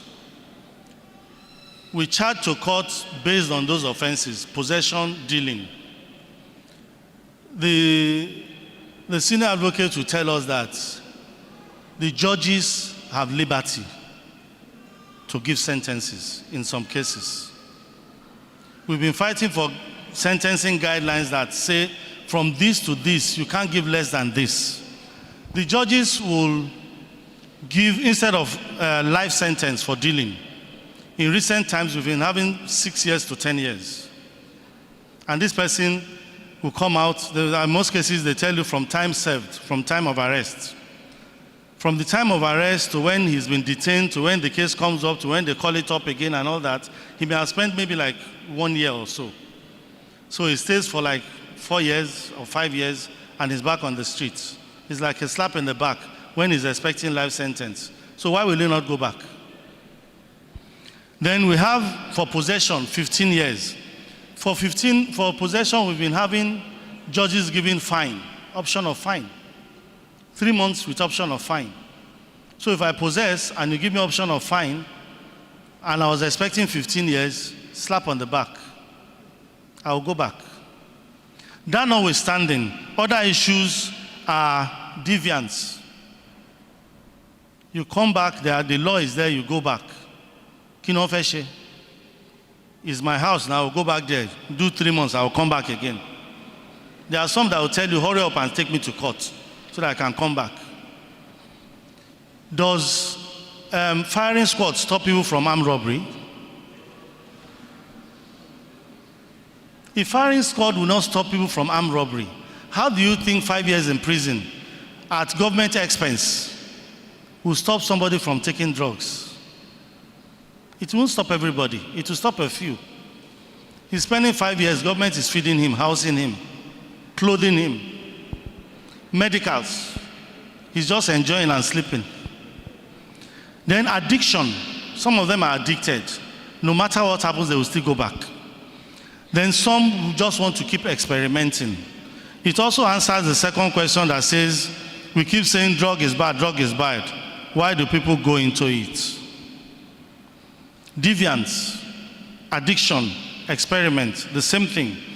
Human nature. The human nature is very inquisitive. You want to try out things. That leads to experimentation. Some people will tell you, when they come to our office, we have some cannabis plants that we planted in a flower bed so that people can see what it looks like. And they will be like, and you'll be surprised that some will be yearning to have a taste of it. Let me even see how it feels. Experimentation. And we say that we are fighting a war. It's a drug war, not a drug mop-up. A war is a continuous thing. There is no country in the world that has succeeded in mopping up all the drugs or the criminal elements in that country. You keep fighting until you bring it to a barest minimum. No matter how much we fight, no matter how many people you bring to rehabilitation, some will go back. No matter how many people you arrest today, others will take their place. You will keep fighting. Some will even come to report to you because they want that terrain. By the time you arrest this person, he takes over the terrain. You go back to arrest him, another person takes over. So it's a continuous thing. And as long as it's available, they will buy. Thank you. Thank you. And finally, Barrister Mrs. Ekweme. 3 minutes. Thank you. The first question was on remedy for a woman who is suffering persistent domestic violence. Let me start with this statement. Your silence is buying death in installments. And I know there might be reasons why the woman might feel a bit reluctant to take action. Probably she doesn't have a means of survival on her own, or she may have also been indoctrinated into the culture of silence. And let me mention this. Let us cast our minds back to, I think, last year, and I know the matter is sub judice, the popular Osinachi Nwachukwu, and what happened. I know the husband has entered his own defense that he did not commit the act, but we have read of the circumstances surrounding the death and how she had been advised to leave the home and continue there. Essentially, no matter the circumstance you find yourself, your life is very important. Those children that you're staying for, they would live long after you have gone. So you need to seek help. You need to seek help from the proper agencies. For example, we have the domestic and sexual violence agencies, quartered in Ikeja. You can seek help there. Even at police stations, you have the gender units there. Do seek help. Speak out. Don't underemphasize the essence of speaking out. You would get somebody who is able to refer you to the appropriate waters, as it were, even if you're not going the legal route. I say it, silence is buying your death instrumentally. One day you may not wake up from that beating. It is very necessary. If you have talked to family and it is still the same culture of silence, you may need to escalate to your religious leaders. Somebody that can even talk to that spouse who is not behaving. And if at the end of the day it does not yield anything, you need to come out. Ask your church first, probably to give you some form of assistance. Get some way to be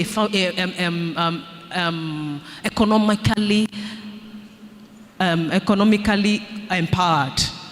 You need to do that so that you'll be able to stand on your own. Like I keep saying it, if you stay in that situation, it will not bring about any good. Speak out. The next one,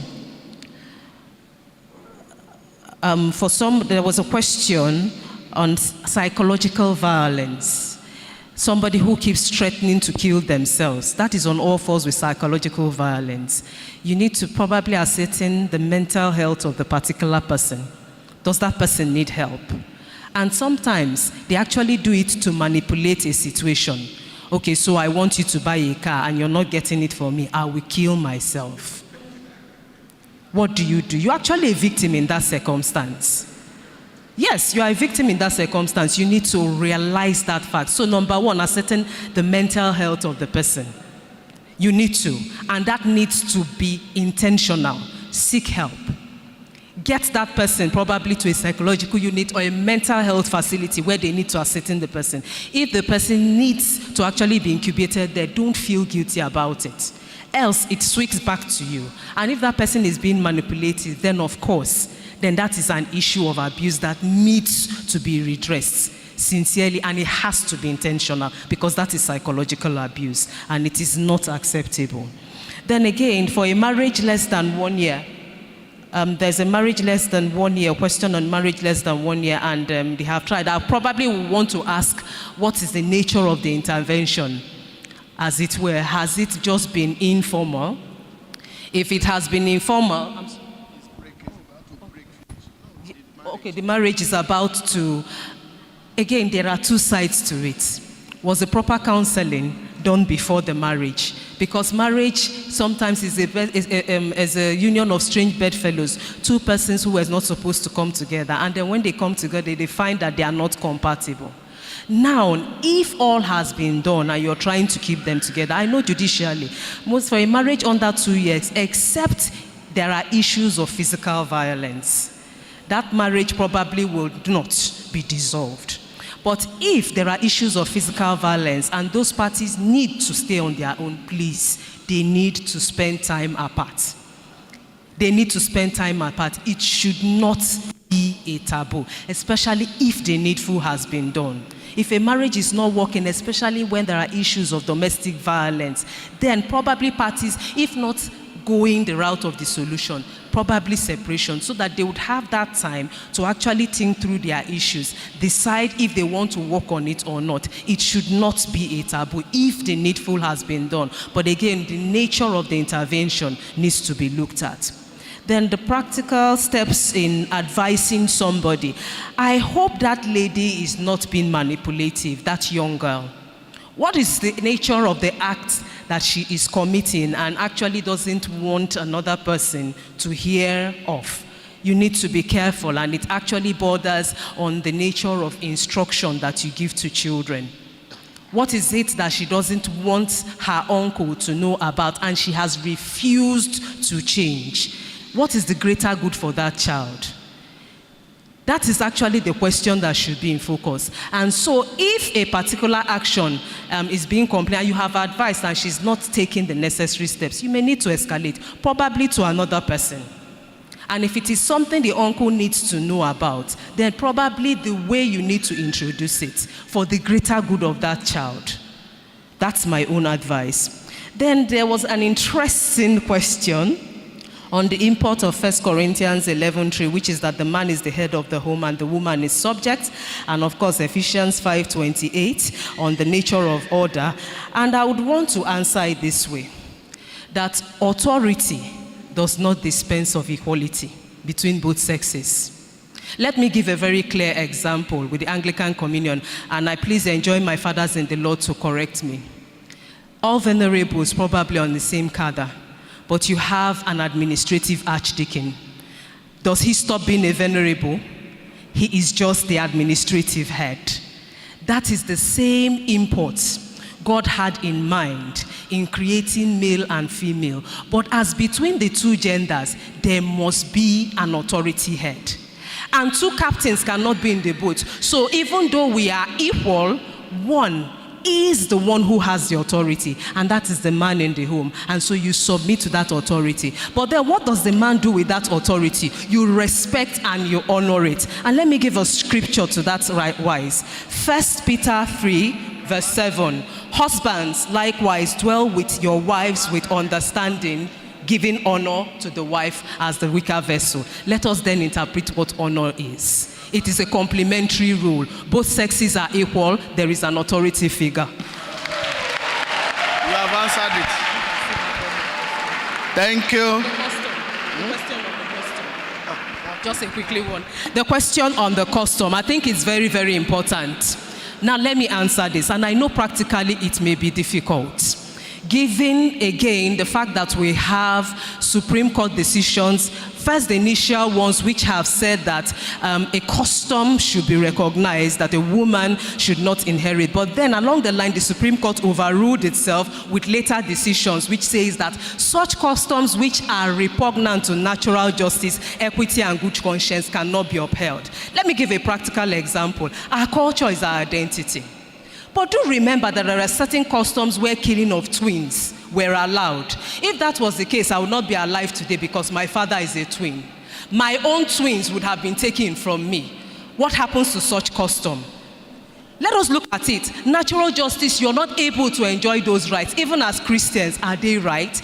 Practically, some of these things may not be easy, but there are customs which are just repugnant to natural justice, equity, and good conscience. What about customs where a certain prominent persons die, and then you are required, heads of other individuals are required to fall on account of those persons? What then happens? It is still hanging in the balance, especially in this regard. But we do have Supreme Court decisions which say that such customs do not stand. We have states that have enacted laws, especially for women inheritance, which uphold it. Now the issue is the enforcement. Who is going to enforce it? There are still pushes and pulls, but on paper, such laws are not to be upheld. They are repugnant to natural justice, equity, and good conscience. That's where I'll stop. Thank you.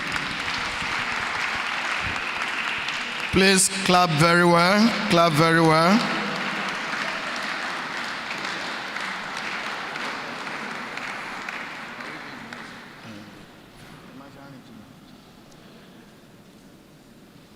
We want to appreciate God for where or to this point that God has helped us. The God Almighty, our Creator, our Sustainer, and the only God that remains permanent forever and ever. Let us now give that God a round of applause. Louder, louder, louder, louder, louder, louder, louder, louder. Are we standing? Okay, stand and give God a loud ovation.